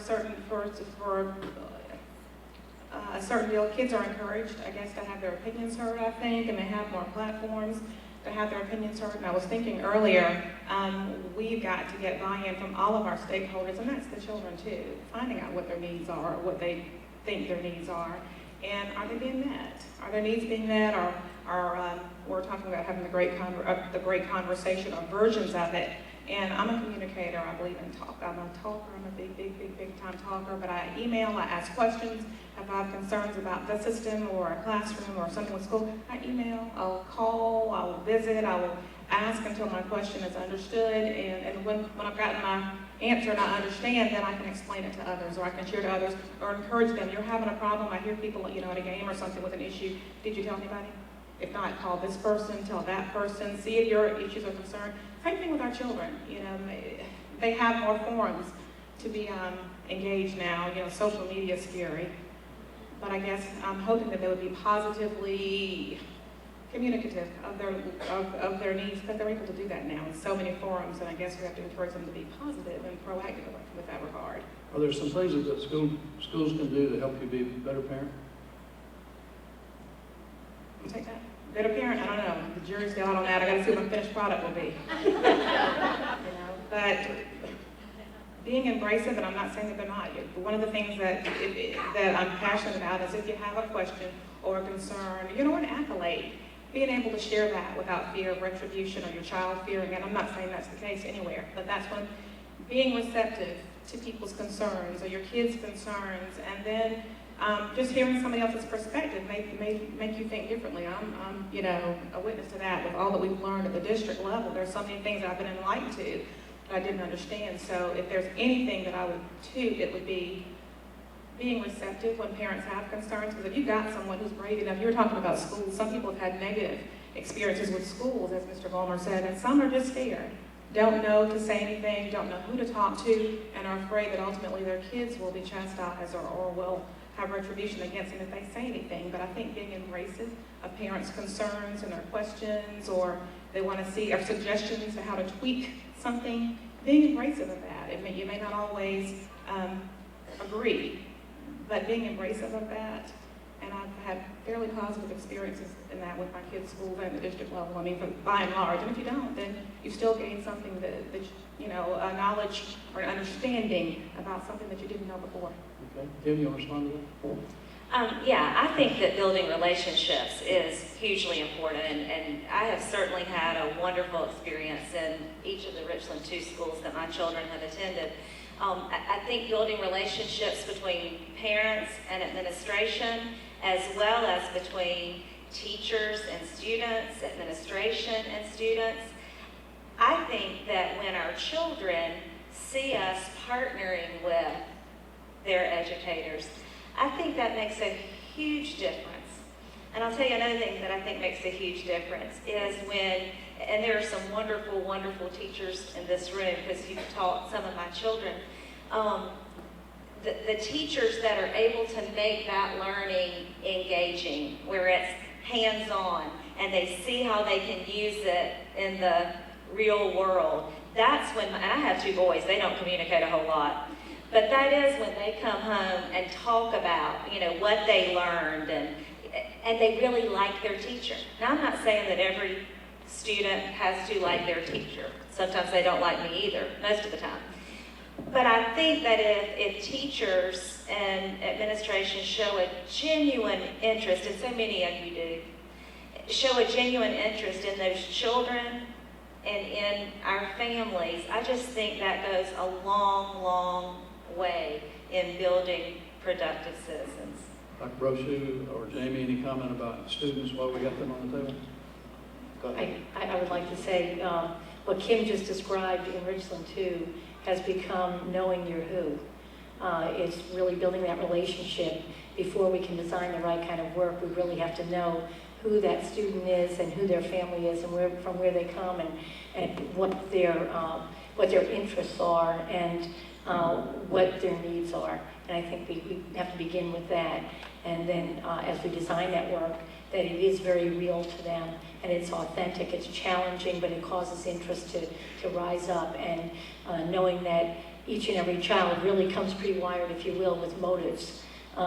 We spend a whole lot of time thinking about external motivation when really they have pre-wired motives if we can in fact find the button that triggers that, and knowing that who really causes that to happen.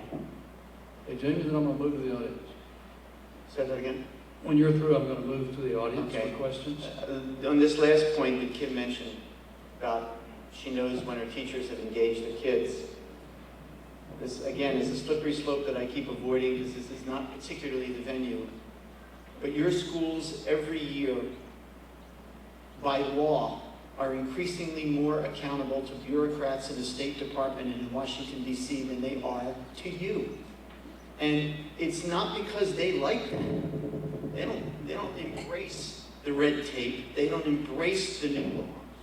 It's because we've got this idea in our heads that policymakers using low-cost, machine-scored, standardized tests can hold the school district accountable. It makes it more difficult for your schools to approach your children and the other children in a way that would fully engage their attention. Kim talks about all the and Amelia talked about the platforms that they have. You know, the other day I was in a school and the principal had just been to NASA in Florida. And the head of NASA said to him, "Do you make your children turn off their cell phones when they walk into the building?" And the principal said, "Well, yes, of course." He said, "Let me get this straight. You turn off more powerful computers than Neil Armstrong had on the moon. They have these tremendous resources in their pockets. We have to figure out a way to integrate them, and we have to figure out a way to get their attention away from them. But we're not going to do that if your teachers and administrators have to spend dozens of days a year getting these kids ready to take a test, a single test, which really doesn't tell us whether they know anything or not. The reason for this little piece is it's back to your power.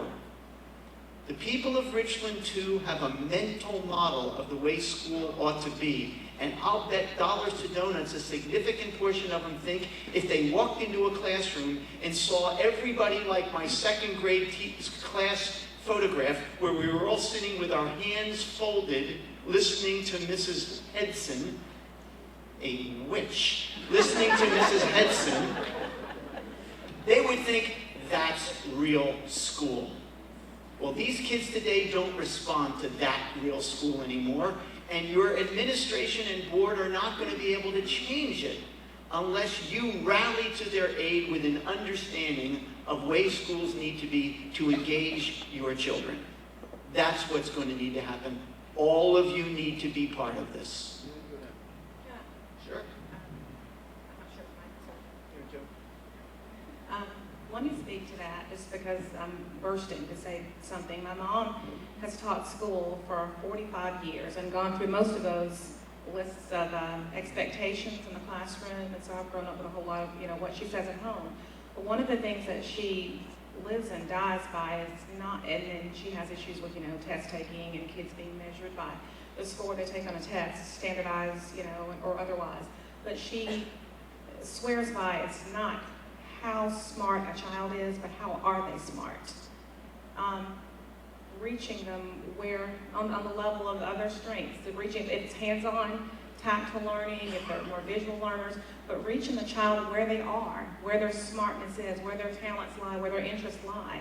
And Mr. Vollmer spoke earlier about, people that are far removed. I forgot how you put that quote, the people who are higher up in the chain who make decisions.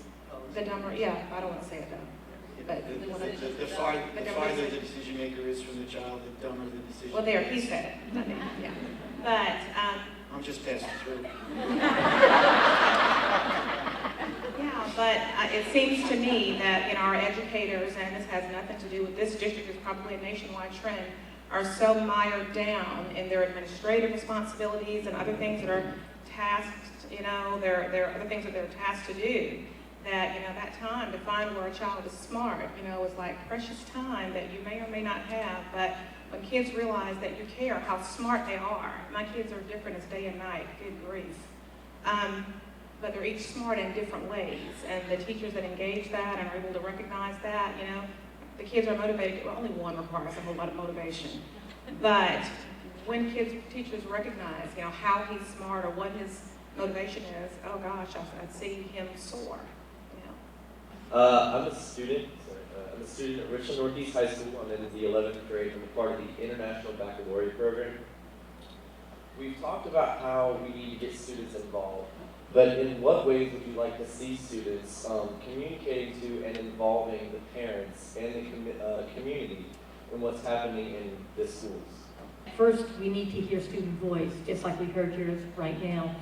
We need to hear from you what you think about the experience that you are having. How can we make the experience more prolific, more strengthen that experience for you? What are the kinds of things that have worked in your learning, and what are the kinds of things that have not worked? Where have we wasted time, and where could we perhaps make the learning more profound and more meaningful for you in everything that we do? As a parent, I would say, because your question had an element of how do you as a student engage in this conversation with your parents and others, we could start by saying, when your parents ask you how was school, you say something other than good.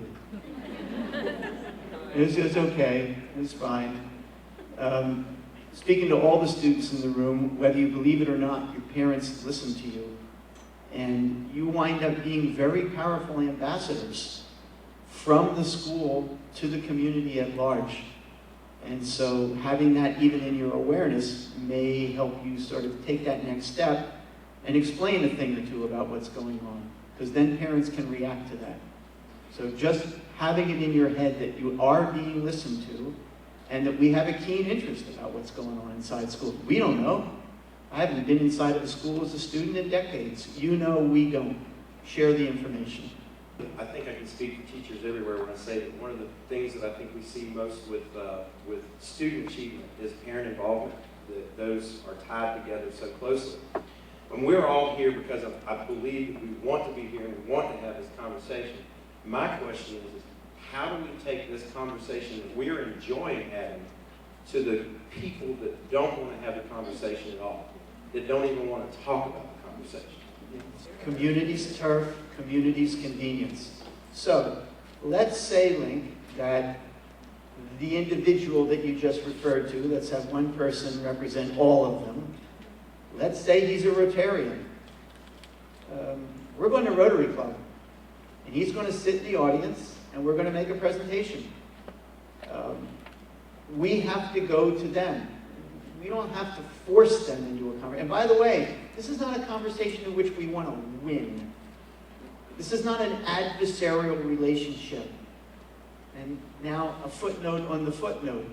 We're not going to engage everybody. We're not going to get understanding, trust, permission, and support from everybody. There's 15% of the population of Richland Two. They're not changing no matter what you do. They hate change. They despise change. They don't even like as far as they've come in their own lives. It upsets them. You know, you're not going to change some people. It's genetic. But we can take the message systematically. Now, let's be clear. Those 5 things that I said everybody could do, the 5 S things, stop, shift, share, sustain, and start. That's the informal conversation, and once again, at the risk of being overbearing, everybody in this room can do that starting now. But a formal conversation, the district's going to have to decide with the board and its staff. You're going to have to decide, do we want to engage this community in a thoughtful, positive, systematic way by going on their turf at their convenience? And then you're going to have to ask, Katie and the board, you're going to have to ask the teachers and the support staff. Polls are very clear. Americans trust teachers more than they trust administrators. And then when I say this to a room full of teachers, they all puff up, watch me date myself, they all puff up like Jiffy Pop bags. I'm glad you're still laughing at that joke. And then I drop the other shoe. Americans trust bus drivers, custodians, secretaries, and food service workers more than they trust teachers, because they know where all the bodies are buried. That means the support staff, like the students, have an incredibly powerful role to play. But, speaking to the only person in this room who's identified himself as an A-type personality, I don't know if Chip is still with us, but the A-type personalities on the administration and the board, they can't go to the staff and say, we have a great idea, you're going to do this. Won't happen. Staff will strangle this in the cradle. So we have to show the staff, what's in it for you? I'm speaking to the teachers. What if you engage this community in a conversation in which they began to really understand your challenges and the stakes involved? Would it be good for you? Well, sure it would. You'd get more respect. You'd get more volunteers. Over a period of time, you'd get more money. Once we can have the conversation internally, you get a group of people willing to go to those people who don't want to start a conversation and just begin to talk and begin to share at the outset all your successes. Just get them walking out of the room saying, hey, I didn't know that. I thought the schools all sucked. Start on their turf. I'm Tom Ledbetter, and I'm in higher education and an economic development professional. I've heard you say 3 times this morning, Mr. Vollmer, about holding time as a constant in education. It sounds tantalizingly like what you would look for would be a competency-based model instead of a time-based model. Imagine that. And can you describe a little bit more about what the competency-based model might look like? And then I'd like to ask the professionals and the parents there, would they be a part of a competency-based exercise in education the start of this term that Thomas used, competency-based model, there's an assumption. We know what a child should know, be able to do, and, watch me step out on the thin ice, what values they should have when they graduate from high school. We don't, that is known, but right now, other people are dictating what the competency should be. I believe that's a local issue. I believe that you in this room, as a group, you have the one thing that's required, a commitment and passion to do the right thing for these kids. We can have a conversation to describe the competency. So, assume that away for a moment, that you could do that. Then all you were saying is, this is what every single child needs to know and be able to do when they leave these schools. This is the so-called benchmark. And you can't just dumb it down to keep your football program intact. I mean, you got to make sure it's high expectation. You don't want to have these kids go out there into the international economy and get creamed. So you decide, all of them need to know at least this. Now, in this room, there's filled with parents who are saying, oh, my kid can go much higher than that. Well, yes, they can. But wouldn't you be comfortable if they all could do this? Well, as soon as you define that benchmark, then time must be a variable, because some kids will take longer to get there. And now, as I said, we stigmatize them. We say they're slow. Oh, you were left back. You're slow. Well, once you begin to unravel the timepiece, then the stigma begins to go away. But I want to make this clear again, you would never, ever start by touching the time. It's the third rail of school politics. So you start with saying this is what kids need to know and be able to do, and do the people of Richland Two really believe that all kids can get there? That's the beginning of the competency-based approach.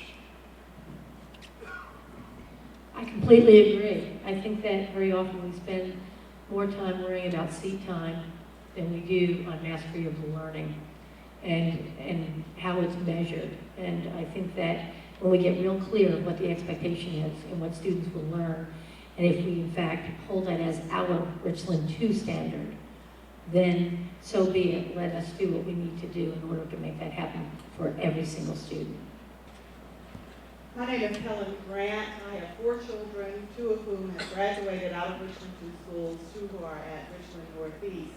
I'm also a business owner in the Richland Two school district.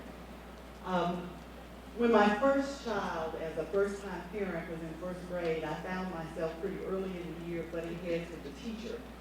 And as I thought about what I could do to change that, and what I could do to make this a better process, I had a revelation. And that is that my job is to teach my children. The school district's job is to assist me. And when I came to that revelation, it changed everything, because now I bought into the school district and what they're doing, because they're working for me. They're helping me to achieve my goal and my responsibility, which is to teach the children. And so I would add to what we say we need to rethink, in addition to all the things that we said, as parents, we have to rethink what the role of the school is. And we have to remember, in my opinion, that primarily as a parent, it's my job to educate, and that the school district is my assistant. They're my special resources, they're my experts, I'm like the internist as the doctor, and y'all are the specialists. And I send my children out to those specialists to make sure they have everything that they need, but I maintain that responsibility and internal control. I know that's a comment, so I guess the question would be, how do you respond to that? Very candidly, as Jamie's book says, schools cannot do it alone. And so wherever you find yourself on that pendulum, I think it's important that we know that we need each other. Whether it's parents, members of the community, certainly business leaders, legislators, all in any elected officials. It takes everybody to get that student to the place where they need to be, to meet that criteria that we determine. And I think it's essential that that happens. Again, it's a partnership. Dr. Martin Luther King said that family is the primary engine for the education of our youth, and that's true. I want to tell you a very quick story. I was in Marion County in August. Superintendent there is Dan Strickland. Mr. Strickland got up, a very tall man. He got up and he told a story. He said, when I was a brand new teacher, I taught second grade, right out of college. And on the very first day, I had a kid, and I knew I was going to have a problem with this boy. He was just unruly. He was out of control. I made it through my first day. His first day on the job. Second day was worse. So we went to the veteran teachers, and they said, I have this kid. I just don't know what to do. And they said, you should call the parent. So we called that night. He said, hi, Mrs. Jones. I'm Mr. Strickland. I'm your son's second grade teacher. I know it's only the second day, but I'm really struggling a little bit, and I'm going to need your help. And the parent said, Mr. Strickland, I had that boy all summer long. Did I call you? We've got a funny idea in our head about what the role of school is. What you say, ma'am, is on point. We are not going to get there without your support. Good morning. My name is Karen Jenkins, and I guess I'm a jack of all trades and a master of none. I'm a parent. I have 2 students at Richland, in the Richland District 2 school at Ridgeview. I've had the pleasure of having a mother that was an educator, a sister that's an educator, a brother-in-law that's an educator. I'm also an educator. I have the privilege of being an adjunct professor at Allen at USC. So I get to see both sides of the fence. I want to thank District 2 for putting this forum together. And I got a feeling that, at least from the parents that I see, that I always see, that in essence you're preaching to the choir. And my purpose here is to talk about how do we increase that choir. I think we have a multitude of parents that are engaging, that are willing to work, and we see that in the faces here today. And I think one of the ways that I thought about increasing that choir is that somebody mentioned that they attended Leadership South Carolina. I've attended Leadership Columbia, and I thought that it was a wonderful platform to educate individuals that attended on whatever's going on in Columbia or whatever's going on in South Carolina. So instead of having a question, I have a recommendation of considering having a Leadership Richland District 2 and having the people that we can bring in on our choir and increase that choir, and now we have a much bigger audience to go out and carry the message of District 2. So that's the recommendation. One thing from a parent perspective, and this was just a lesson learned, I had to learn very quickly, and I think the comment was made by Amelia, the difference between when I grew up and me and my parents, and then the relationship that I have with my kids. These are millennials. You know, my homework study time is sitting in my bed and, you know, the lights on, TV off, no radio, and just focus. And my kids have television on, they have the phone next to them, they're texting in between each problem, they're listening to music and driving me crazy. So I think one of the things that we can introduce in that forum is how do we as parents connect with and communicate with our children? Because at this point, when you look at the baby boomers, which I am, and the millennials, okay, the millennials, which our children are, even in the work environment, we're having conflicts, and I speak on that to a lot of corporations about how do you have, for the first time, we have 4 generations of age groups in the workforce at one time. And for you, you're here, and your students are here, and as parents, we need to figure out how to deal with that. So I would ask that when we try to figure out what we can do, that we do that, and I will volunteer to do whatever I can. Thank you. Those are outstanding recommendations, and our follow-up tomorrow, we will certainly be broaching that as wonderful opportunities for our community. Thank you. My name is Tony Grant, and the lady who stood up a minute ago talking about all those children she has, I'm the parent with this lady. But not just her children. I can tease her about that all the time. But as fathers, have to stand up for our rights as well. And men in the household, right? I rise because all of what I hear and what I've witnessed and what I've seen is very important. But I have a concern. And that concern is, how do we keep it all together? Everybody's got their own bucket. And I like to refer to them as buckets. You know, school, a respective school may be a bucket. The groups that you tend to embrace and work with, the district officers, the members of the school board, the community. the community. There's so many different factions and buckets and groups and people who tend to work together. It's our responsibility how we pull it together. This district has changed. And in the last 10 years, the demographics of this district has changed rather significantly. And it's not the district is changing, the demographics. People moving into the district have changed.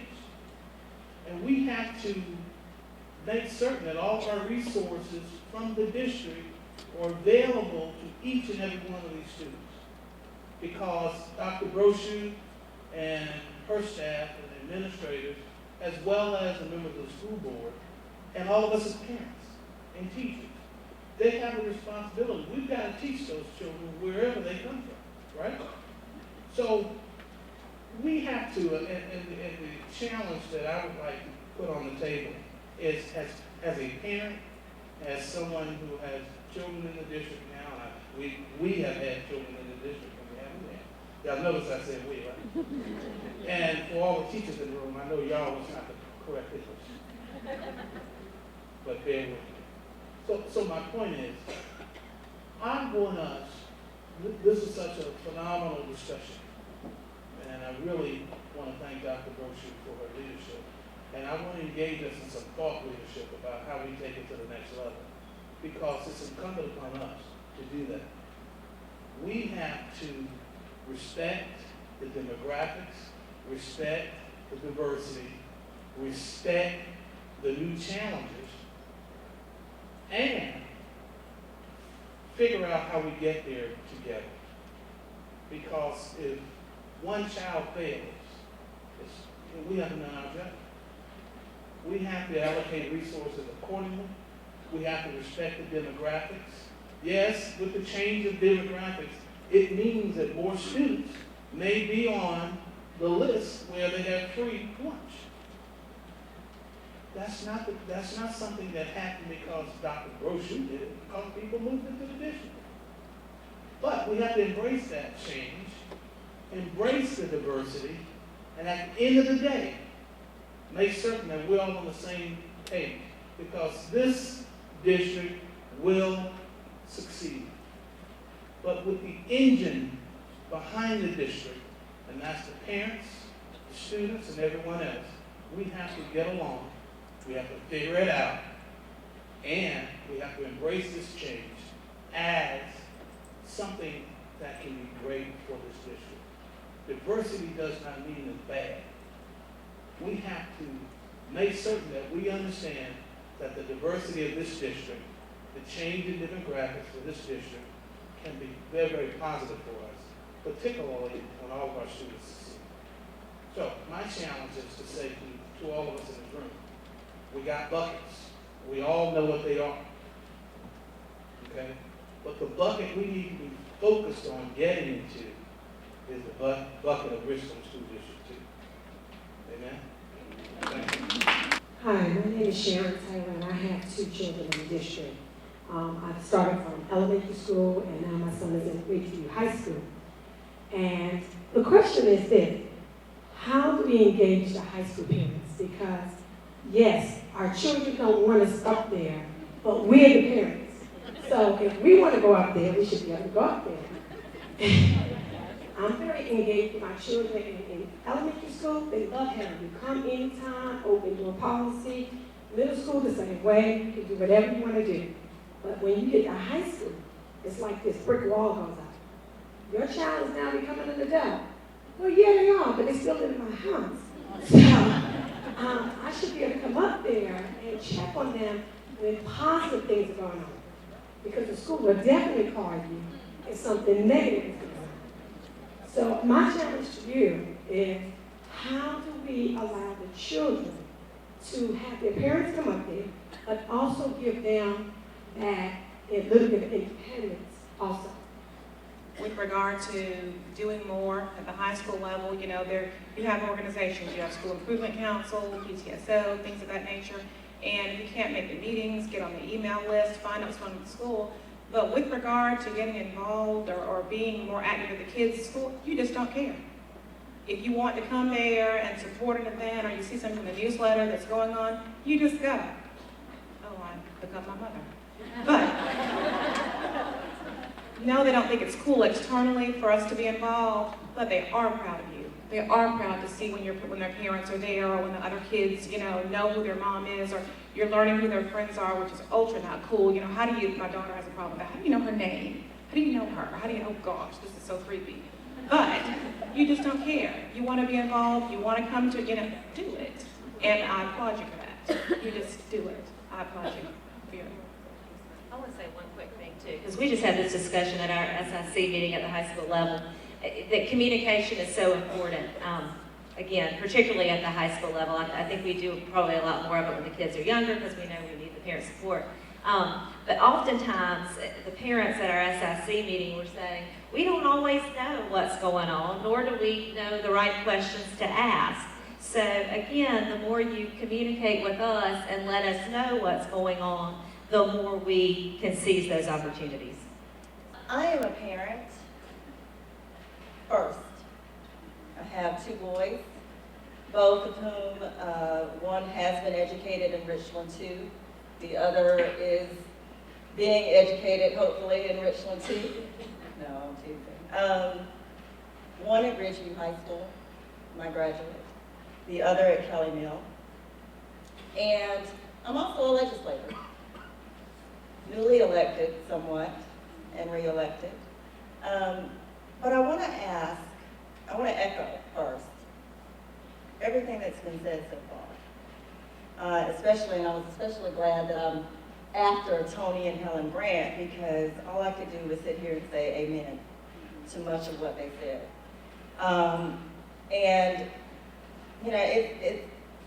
It's amazing that being in the legislature for 2 years has shown me that there is a segment of our society who is, in my opinion, determined, maliciously so, to dismantle our public education system at all levels.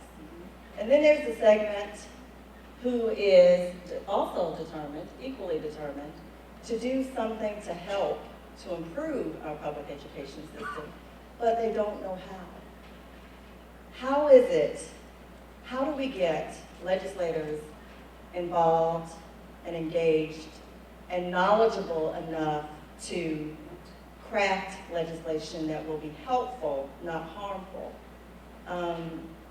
Because we can do, in the spirit of meaning well and trying to do well, we can also severely handicap and do more harm than good to our school system. So what can we, as legislators and parents and community leaders, do to enhance and improve and partner with the school districts to move Richland Two and all of our school districts forward? Take this in the spirit that it's offered. Legislate less. There's a starting point. We don't need to micromanage what goes on in school. I think that the state and the feds have a perfectly legitimate role in being very, very intrusive on issues of safety and student health and civil rights, where sometimes communities are not as moral as they might be. But when it comes to how schools should run, I would see your colleagues should resist the temptation to say how schools should be run. They don't. However, what was this talk about? Conversation and your power. What if everybody in this room started sending emails to your elected representative, and the tone of that email was, we need support for our schools. We do not need you to tell us how our schools should operate. You used a couple words there. One of them was engage. How do we engage the legislature so that they wind up doing the right thing? Well, I know something about the political process. I worked for the head of the RNC for years and worked for a Republican congressman in Washington, D.C. in his law office. When you all go home and go to the coffee shop and talk to your constituents in the morning, if all of a sudden they're beginning to hear from you, just like that Blueberry lady, you exercising your power to tell their elected representatives, hey, here's what we think we need for our schools. Now, that assumes that you have a higher level of understanding than maybe you do right now. You're going to respond. The system is designed so that you and your colleagues respond to the will of the people, not the will of the lobbyists. It's designed that way. Whether it operates that way right now or not, I'll leave that for you to answer.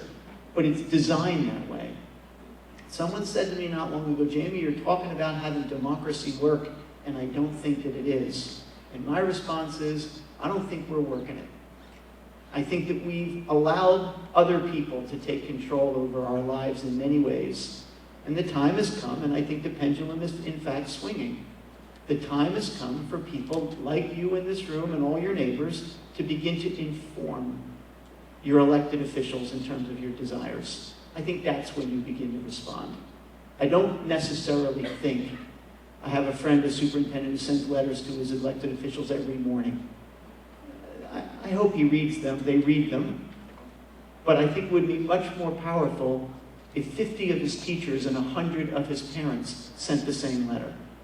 So the way to engage, the way to reshape, is for people at the local level to respond. And if you don't mind me taking one more minute, I want to close with a story because I'm going to have to run. Two things which heretofore have been separate are now come together. It has always been the moral thing to do to educate a child. Always. If I had any doubt about that, I was reminded the night my son was born. My firstborn. God bless him. It had been a long day of labor. I was exhausted. Hurry up, honey. 24 and a half hours of labor. After it starts, we had planned a home birth with midwives because we're ex-hippies. A complication arises. We have to rush to the University of Iowa Hospital. It's 2:30 in the morning and I'm watching the doctor perform a C-section. Why am I in that operating room? Because he asked me if I wanted to watch in front of my wife. What was I going to say? No. Gone to the bar? The man was a genius. There's no sarcasm in that. I will be in that doctor's debt for the rest of my life. He was a genius. He helped us when we needed it. And I was so overwhelmed that I didn't even really see it. He put down his tools, and he reached in, and he pulled out my son. And he was perfect. Perfect. Little wispy curls. And once you know it, my mother's eyes looking right back at me. And in that moment, I heard a message. No one will ever talk me out of this. I heard a message from God. It wasn't verbal. It swept through me like a wave, a visceral wave, and it was crystal clear. Here's your child.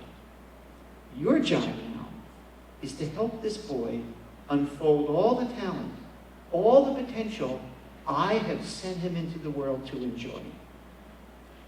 That has been the moral imperative for every child born in Richland Two. And we've never done it.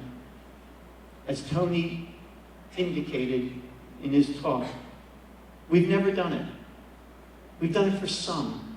We've done it for the easy ones. We've done it for the ones that fit. We didn't do it for everybody because we didn't need them. It wasn't practical. We needed a small handful of thinkers and a big slug of doers. I'm asking you, I'm begging you to at least think about engaging in this conversation at a time when the moral thing to do and the practical thing to do are the same. We need every child. No more throwaway kids. We need them all. You know why, Mr. Grant? Because everybody's bucket is tied to every kid in this district. We need them all. So if you choose, if you decide you're serious to build a conversation, you can create a grand coalition in Richland Two that unfolds the full potential of every child. And when you do that, you build the community of your most noble dreams.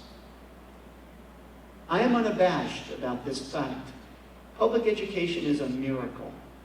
And if we all do our parts, your colleagues will listen, and this is public education's most hopeful time. From my side, thank you very much for coming today.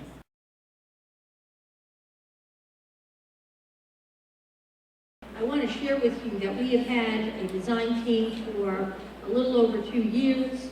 As I mentioned, today was one of our design team days. We put forth to pull this summit together in the last year or so in designing this experience for you and certainly for us. And that's just one of the products, if you will. I mentioned earlier the Richland Two story was a product, if you will, that came from the design team. But let me just tell you a little bit about our folks. This is a very intuitive group. It's a group that is very passionate, very interested in the inner workings of the district, and very interested in those next steps, what takes us to the next level with Richland School District 2. It's a group of folks that come from different roles and responsibilities throughout the district. It's comprised of teachers, administrators, support staff, district staff, etc. If you're a member of the design team, you're in the room today, would you just please stand briefly so people can see? Thank you. As my mother would say, that's an eclectic group you have there. But we get together every few months, we discuss where we are, how we're doing, ways that we want to improve, and largely focus on the systems that we have. You heard Jamie talk about the problems of the system, not necessarily the people.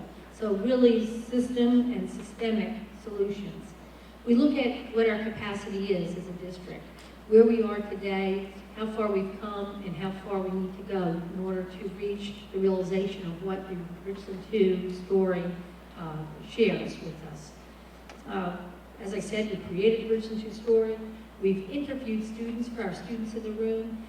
Several different groups of students and individual students have been interviewed. We've picked your brains, and we're going to continue to. Again, as I was asked earlier, what is it that we want to get from our students? We really want to hear from students what's working, what's not. What should we do more of, what should we do less of?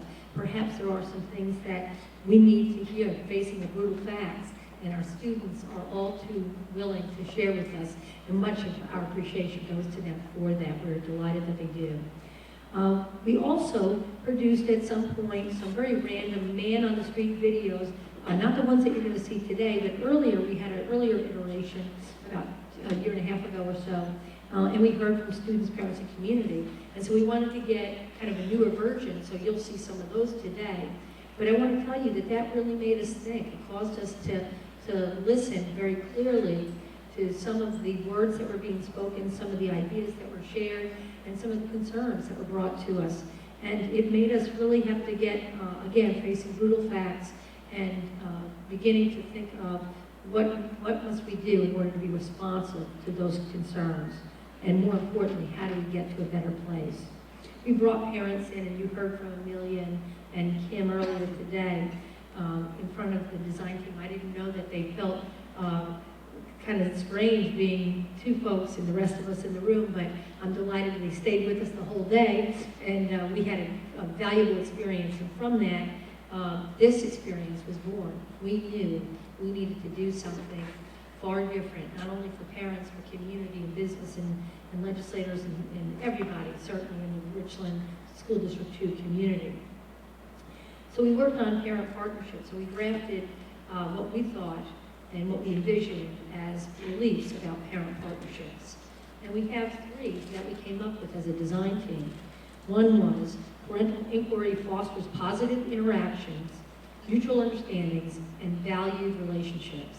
A second belief that we came to be about is that parental partnerships ignite a shared vision for learning that prepares our students for the diverse experiences of the 21st century. And the third and final of those beliefs was simply this, that parents inspire children to reach their greatest potential through commitment to and invest in student success. All of of those things are pieces and parts of the work of the design team. Again, we get to the inner workings of the district. We face the brutal facts. We're very candid and honest to the point where our skin has to be extremely thick. But we know we constantly have to make certain, are we on the right track? Is our directional system intact? Are we doing the right things in order to make the positive differences in the lives of every single one of our 27,000 students in their learning environment and beyond?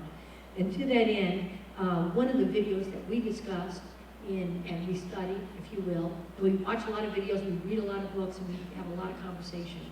And one of the videos that we saw was one we're going to share with you because we think it's very valuable for each and every one of you to see as we talk about the revolution of this thing called learning and education. And I'm going to ask George Thompson to introduce that video at this time.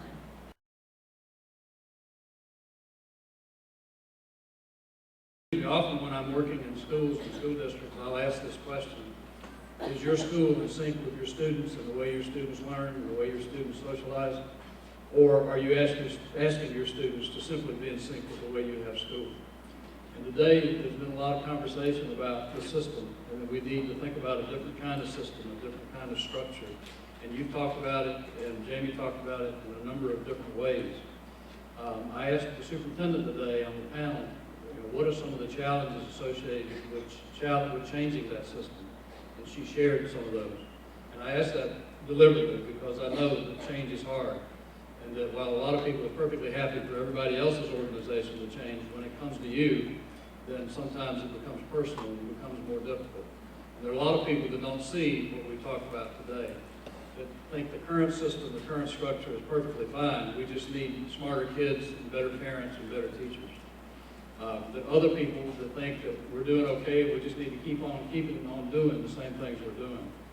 And then there are others that really believe that we really need to think about transforming the system into something that looks a little bit different than perhaps than the one that Jamie described. Jamie's not the only one that talks about that. There are others. And one of the best is Sir Ken Robinson. Sir Ken is from the United Kingdom, although I believe he lives in California now. He's a prolific author and very articulate spokesperson for creativity in schools and for reforming, he calls it reformation rather than transformation of the organization. The video is one that was captured at a TED Talk, for those of you familiar with that. One of the norms for TED Talks is that you can only talk for 20 minutes. If you go over 20 minutes, you're done. You're through, whether you want to or not. So he started this conversation a couple of years earlier and then picked up on it again in the video that you're getting ready to see today. So we want you to look at it.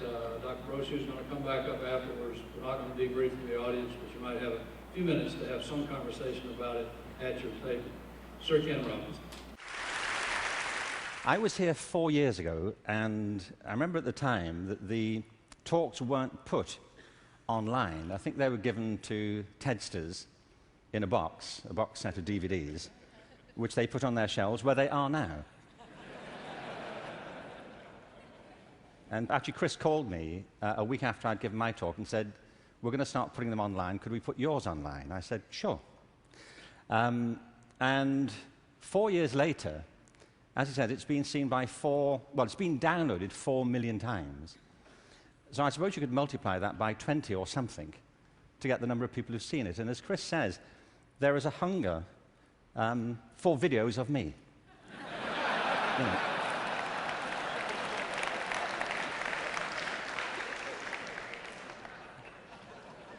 Don't you feel?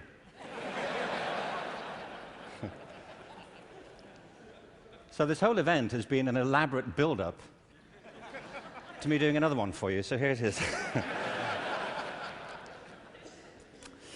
Al Gore spoke at the TED conference I spoke at 4 years ago and talked about the climate crisis, and I referenced that at the end of my last talk. So I want to pick up from there, because I only had 18 minutes, frankly. And so as I was saying,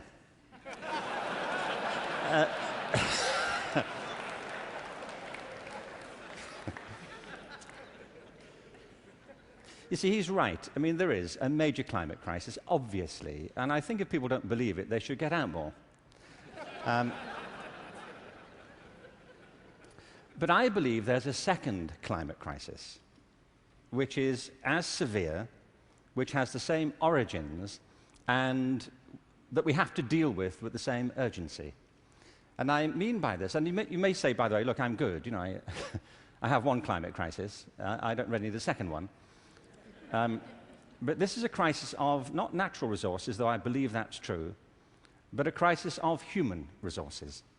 I believe fundamentally, as many speakers have said during the past few days, that we make very poor use of our talents. Very many people go through their whole lives having no real sense of what their talents may be, or if they have any to speak of. I meet all kinds of people who don't think they're really good at anything. Actually, I kind of divide the world into two groups now.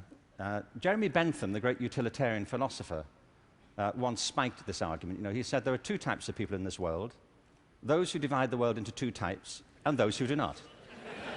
Well, well, I do.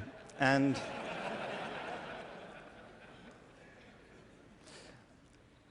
I meet all kinds of people who don't enjoy what they do. They simply go through their lives getting on with it.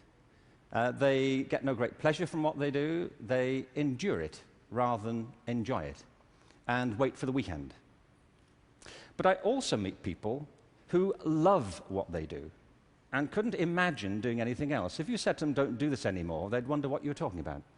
Because it isn't what they do, it's who they are. They say, but this is me. You know, it would be foolish for me to abandon this because it speaks to my most authentic self. And it's not true of enough people. In fact, on the contrary, I think it's still true of a minority of people. And I think there are many possible explanations for it. And high among them is education. Because education, in a way, dislocates very many people from their natural talents. And human resources are like natural resources. They're often buried deep. You have to go looking for them. They're not just lying around on the surface. You have to create the circumstances where they show themselves. And you might imagine education would be the way that happens, but too often it's not. Every education system in the world is being reformed at the moment, and it's not enough. Reform is no use anymore, because that's simply improving a broken model. What we need, and the word's been used many times during the course of the past few days, is not evolution, but a revolution in education. This has to be transformed into something else.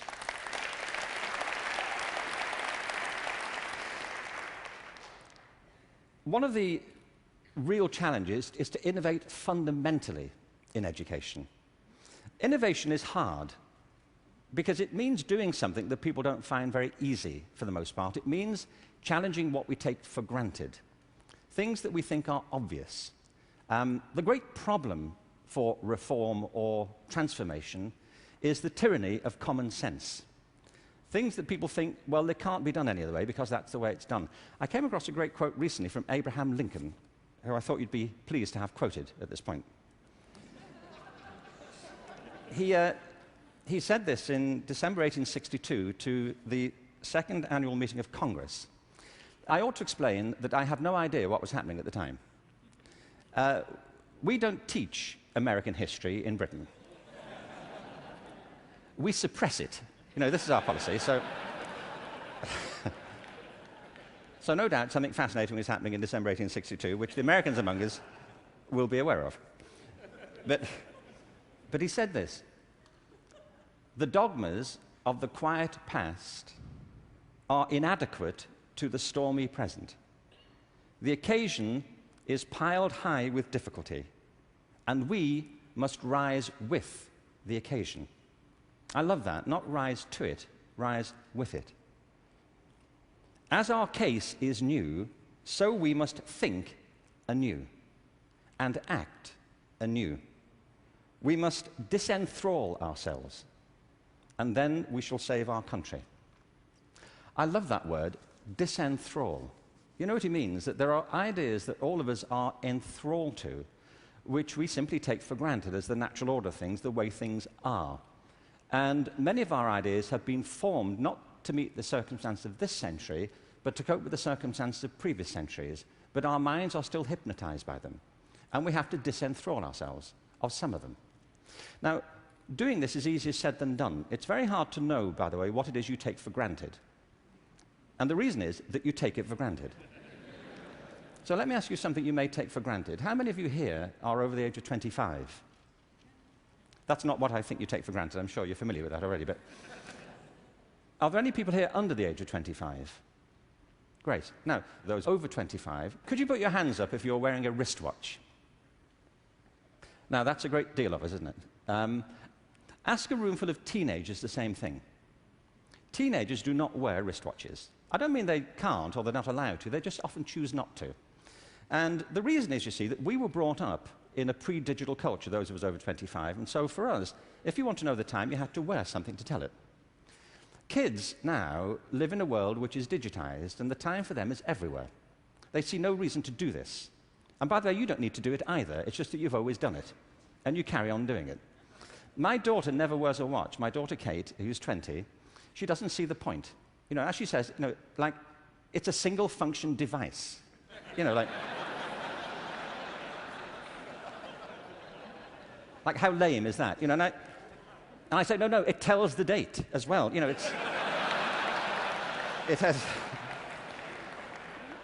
has multiple functions. But you see, there are things we're enthralled to in education. Let me give you a couple of examples. One of them is the idea of linearity. That it starts here, and you go through a track, and if you do everything right, you will end up set for the rest of your life.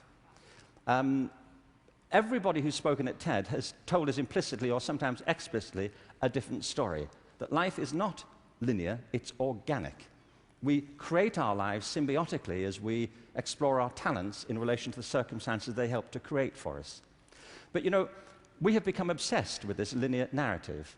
And probably the pinnacle for education is getting you to college. I think we are obsessed with getting people to college. Certain sorts of college. I don't mean you shouldn't go to college, but not everybody needs to go, and not everybody needs to go now. Maybe they go later, not right away. I was up in San Francisco a while ago doing a book signing. There was this guy buying a book. He was in his 30s, and I said, "What do you do?" And he said, "I'm a fireman."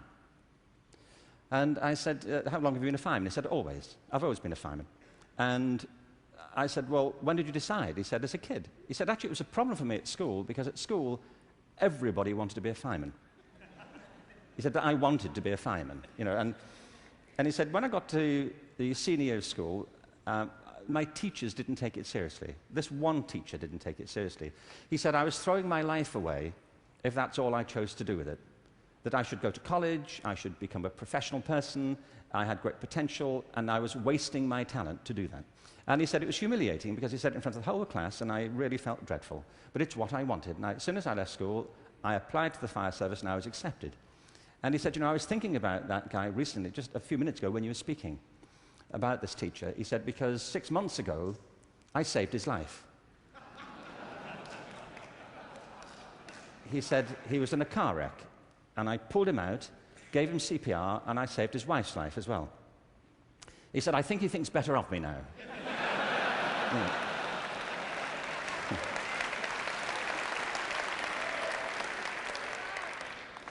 You know what I mean? Human communities depend upon a diversity of talent, not a singular conception of ability. And at the heart of our challenges,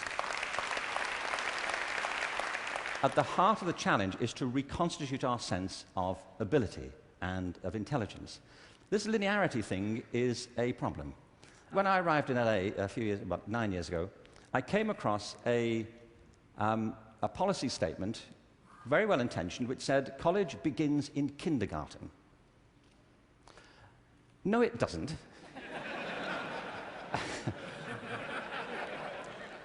It doesn't. If we had time, I could go into this, but we don't.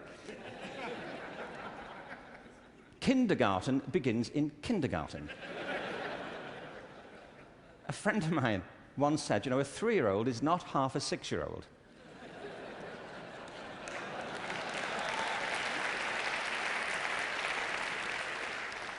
They're 3. But as we just heard in this last session, there's such competition now to get into kindergarten, to get to the right kindergarten, that people are being interviewed for it at 3. Kids sitting in front of unimpressed panels, with their resumes. Flicking through it, saying, "What, this is it?"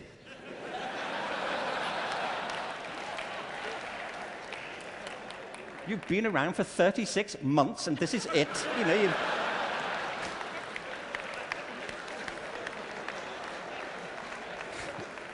You've achieved nothing. I mean, spent the first 6 months breastfeeding, what I can say.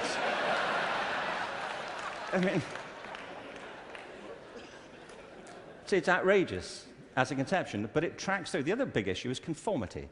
We have built our education systems on the model of fast food. This is something Jamie Oliver talked about the other day. There are 2 models of quality assurance in catering. One is fast food, where everything is standardized. The other are things like Zagat and Michelin restaurants, where everything is not standardized. They're customized to local circumstances. And we have sold ourselves into a fast food model of education. And it's impoverishing our spirits and our energies as much as fast food is depleting our physical bodies.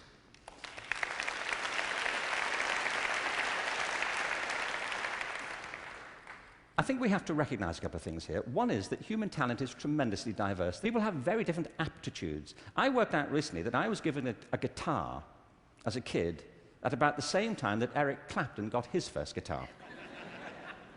It worked out for Eric, that's all I'm saying. In a way, it did not for me. I could not get this thing to work, no matter how often and how hard I blew into it. It just wouldn't work. But it's not only about that, it's about passion. Often people are good at things they don't really care for. It's about passion and what excites our spirit and our energy. And if you're doing the thing that you love to do, that you're good at, time takes a different course entirely. My wife's just finished writing a novel, and I think it's a great book. But she disappears for hours on end. You know this. If you're doing something you love, an hour feels like 5 minutes. If you're doing something that doesn't resonate with your spirit, 5 minutes feels like an hour. And the reason so many people are opting out of education is because it doesn't feed their spirit. It doesn't feed their energy or their passion. So I think we have to change metaphors. We have to go from what is essentially an industrial model of education, a manufacturing model, which is based on linearity and conformity and batching people. We have to move to a model that is based more on principles of agriculture. We have to recognize that human flourishing is not a mechanical process, it's an organic process. And you cannot predict the outcome of human development. All you can do is, like a farmer, is create the conditions under which they will begin to flourish. So when we look at reforming education and transforming it, it isn't like cloning a system. There are great ones, like KIPS, it's a great system. There are many great models. It's about customizing them to your circumstances and personalizing education to the people you're actually teaching. And doing that, I think, is the answer to the future, because it's not about scaling a new solution. It's about creating a movement in education in which people develop their own solutions, but with external support based on a personalized curriculum.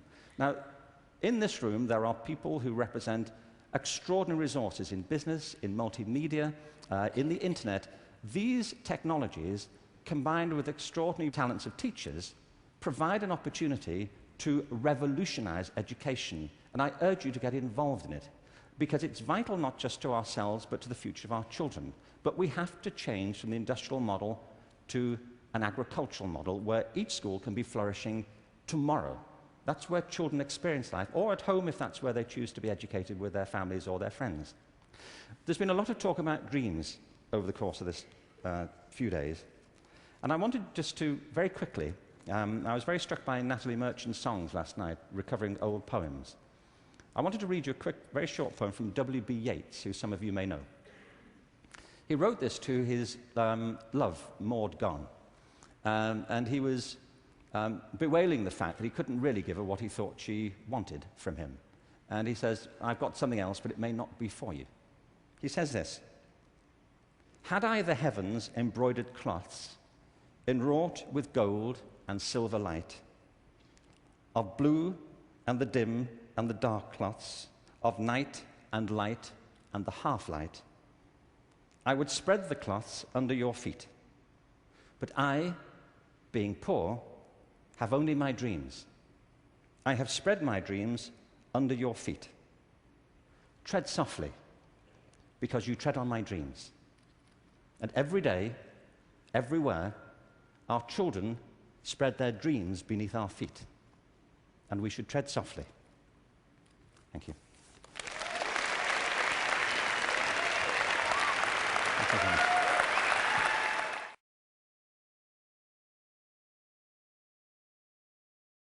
We've heard from national speakers and authors, but we really wanted to hear from folks right here, part of our district.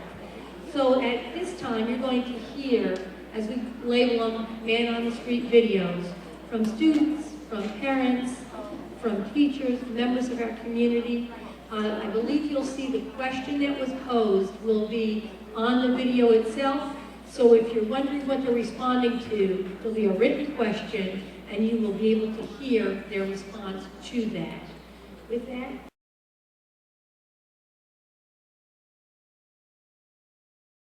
well, they teach us like stuff that we need to know for the rest of our lives, like the 7 habits, and they just teach us good things, and they teach us that we have to know about nature and we have to care about other people, because in order to have friends and stuff like that, you have to care about your school and your community. Well, successful schools can benefit us in the community by the teachers here. If you are studying the curriculum and you don't understand something, they will sit down with you and further your knowledge about the subject so you can understand it better. Another way is the curriculum that they teach you is advanced but also built to your understanding so that you could understand it a little more than most other students would probably understand it. Successful schools benefit me and the community because I'd be getting a great education, and we're future leaders, so future leaders of the community. Successful schools can benefit students by, when your school is successful and you know the history of how successful it is, it will probably encourage you to want to be part of that good statistic of people who have graduated and gone to good colleges or whatever the successfulness may be of that school. And if you have good teachers who will sit down with you and work with you and everything, you could actually end up accelerating more than you probably would have in any other school in that district. These schools benefit me because of the education, really nice classrooms and nice teachers that help me along the way to get where I need to be. And it helps the community because we do a lot of community service around the community, that help pick up trash with RTC and pretty much just help out around the community. They make students ready for the future, and they shape our community and our society to be a better place. We educate people to make them better and to better all of society. Successful schools help you by helping you get a good foundation for education. It helps the community by you giving back to community and making it a better place with your education.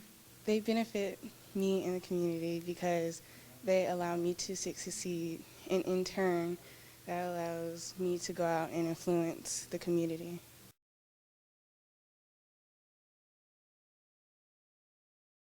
Well, successful schools help us by educating our students and helping them to become lifelong learners, which in turn increases our community and helps our community to be a much better place.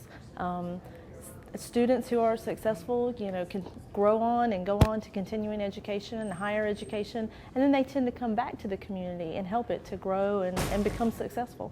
I believe that successful schools are places where those in the community, businesses, parents, volunteers, and just residents, they might not even have a child at that school, but they want to come into the school to see what we're doing, to see the good things that are happening and the successes that we are achieving. I believe we could be kind of a beacon so to speak, or a light, a gathering place for the community. People will want to come and, join in and see what we're doing and be part of that success. I believe when schools are successful in the community, then everybody is successful. We all benefit because we work together to build a community as a whole. Because we are a village, when schools are successful, everyone benefits from the school. Successful schools are so wonderful for everybody in the community because it really helps the community come together as a whole. It also helps everybody feel a connection to the schools, and when you have a connection to the schools, everybody feels like they have a vested interest.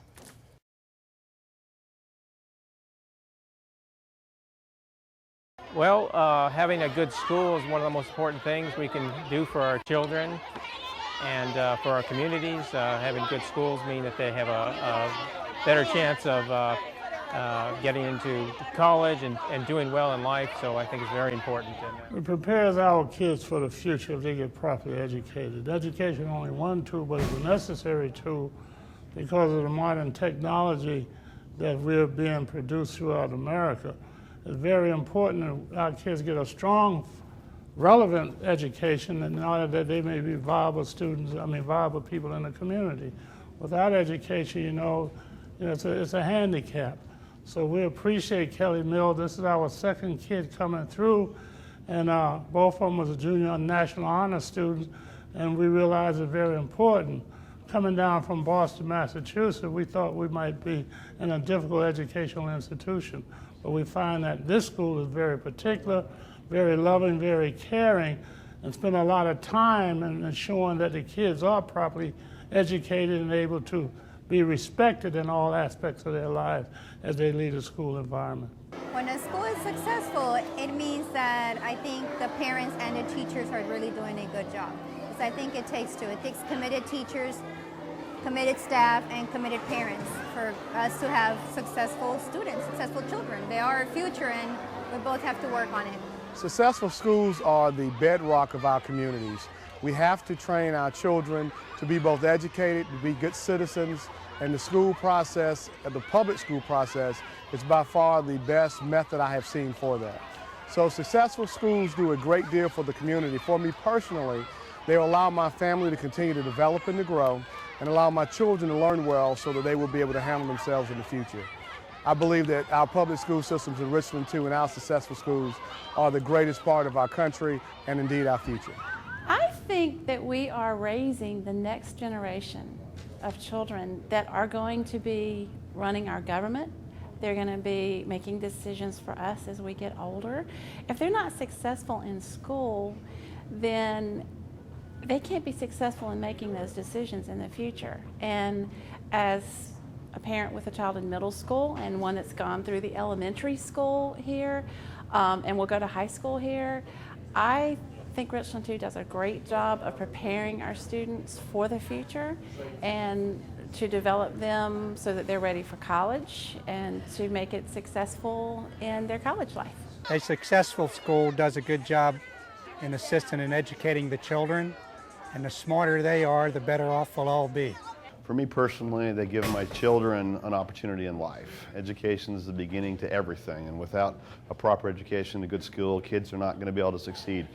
Not now and not in the future. And for the community, America needs better kids. They need smarter individuals. They need people who are going to keep us in the forefront. And without a successful school, we're just going to fall further behind all the time. We need to have good schools and we need to support them. Well, first, I believe that you can't have a successful school without having parent involvement. That's the key. And a successful school produces a well-rounded child who is independent and ready to move on so that that child doesn't become a burden to our community. And by doing that, we produce a better community. So really, my main key is that the school has to have parent involvement, and that is something that we just have to work towards. Well, a successful school benefits me because it gives my child or my children somewhere they can go to get a good education, and education is the key. It benefits the community because, of course, our children are our base and our future, and as long as they're educated properly, we've got a bright future ahead. Successful schools benefit myself and my community by educating our students, not in just core curriculum, but making them more well-rounded students so that they can give back to the community through arts programs, becoming doctors and teachers and giving back in that way.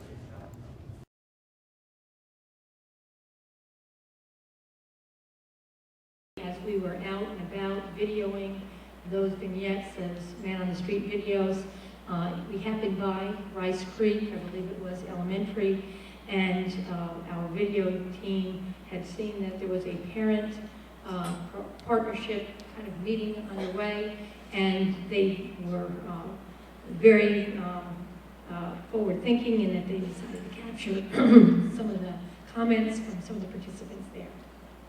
At Rice Creek Elementary, parents are always welcome. Today, it's to enjoy a healthy lunch with their child. If I want to be involved in my child's education, I feel like the more involved, the better I can help them. And while they think they may just be having lunch with their child, it's much more than that.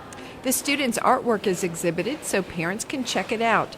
The outside marquee lets them know what's going on the rest of the month. And these students are trained to be Rice Creek tour guides. I'm going to show them around the school, like PE and computer and the media center, and going to the teacher classroom and showing them what they look like. It's all part of a plan to get parents involved. Part of today is to get the parents here, to get our distinguished guests here. We've got this healthy meal that we're preparing, but on top of that, we're going to showcase our school. We're going to showcase the student engagement. I love the fact that they try to incorporate parents as much as possible, and I think that's very important. I come from another state where they try to keep parents like kind of off the school, so I am enjoying this a lot.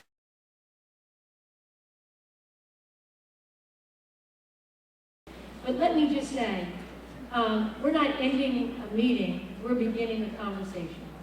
And from that point, I just want to say that we want to get consistent about our message.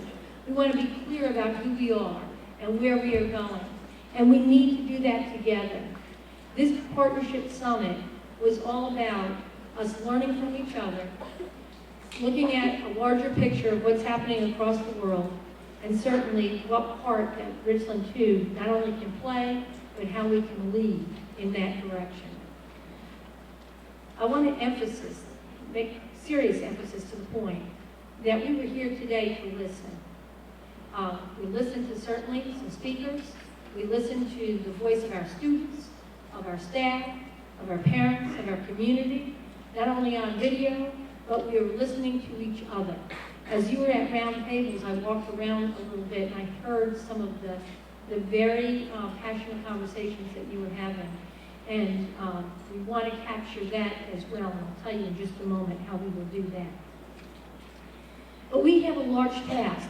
Those of you that stood earlier as design team members, our next step is to take this data tomorrow morning. We will begin. We'll let you rest tonight. I know your brains are tired, but we will start early in the morning and we will begin to digest what we've heard and what was pulled together on the chart sheets to my left. And I will tell you that we're going to perhaps make some quick suggestions of some things that we've heard, some things that were stated. Many of you are SIC members or have friends that are SIC members or know one or two of those folks. We're going to ask our SICs, our PTOs, our PTSOs, our PTAs, etc. We're going to ask that you help us to engage your neighbors, your friends, your other parents in your schools, other teachers in your schools, other staff members, etc. And we're going to ask that you begin to share what happened here today. Simply tell the story. What happened? What did you learn? If you didn't learn anything, you can say, I went there and I wasted a bunch of hours. But hopefully that won't be the case.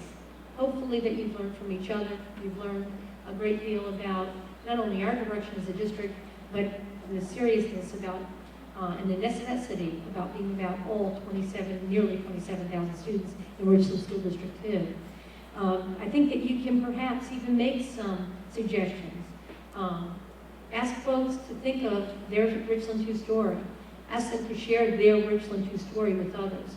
Perhaps you can ask yourself, your family and others that you come in contact with, what are some positive things that I can think about the district? Very often, I think about my mechanic. I often call the mechanic, and when I do, my car is misbehaving, I have lots of things to say. And I have lots of very clear and succinct things I want to tell him or her about. The truth is, I very seldom call my mechanic and tell them what a great job they've done and how wonderful my car is running. I don't know anyone else here that knows that feeling. So I kind of can understand that. But I will ask you that if you will please begin to think of what are those positive things that we can say about Richland Two, that the message that we can share. Are there 5 things a week that you can come to think about what is happening in your school, your district, and certainly our community? I think that would be a really important start. It's just a beginning, a launch.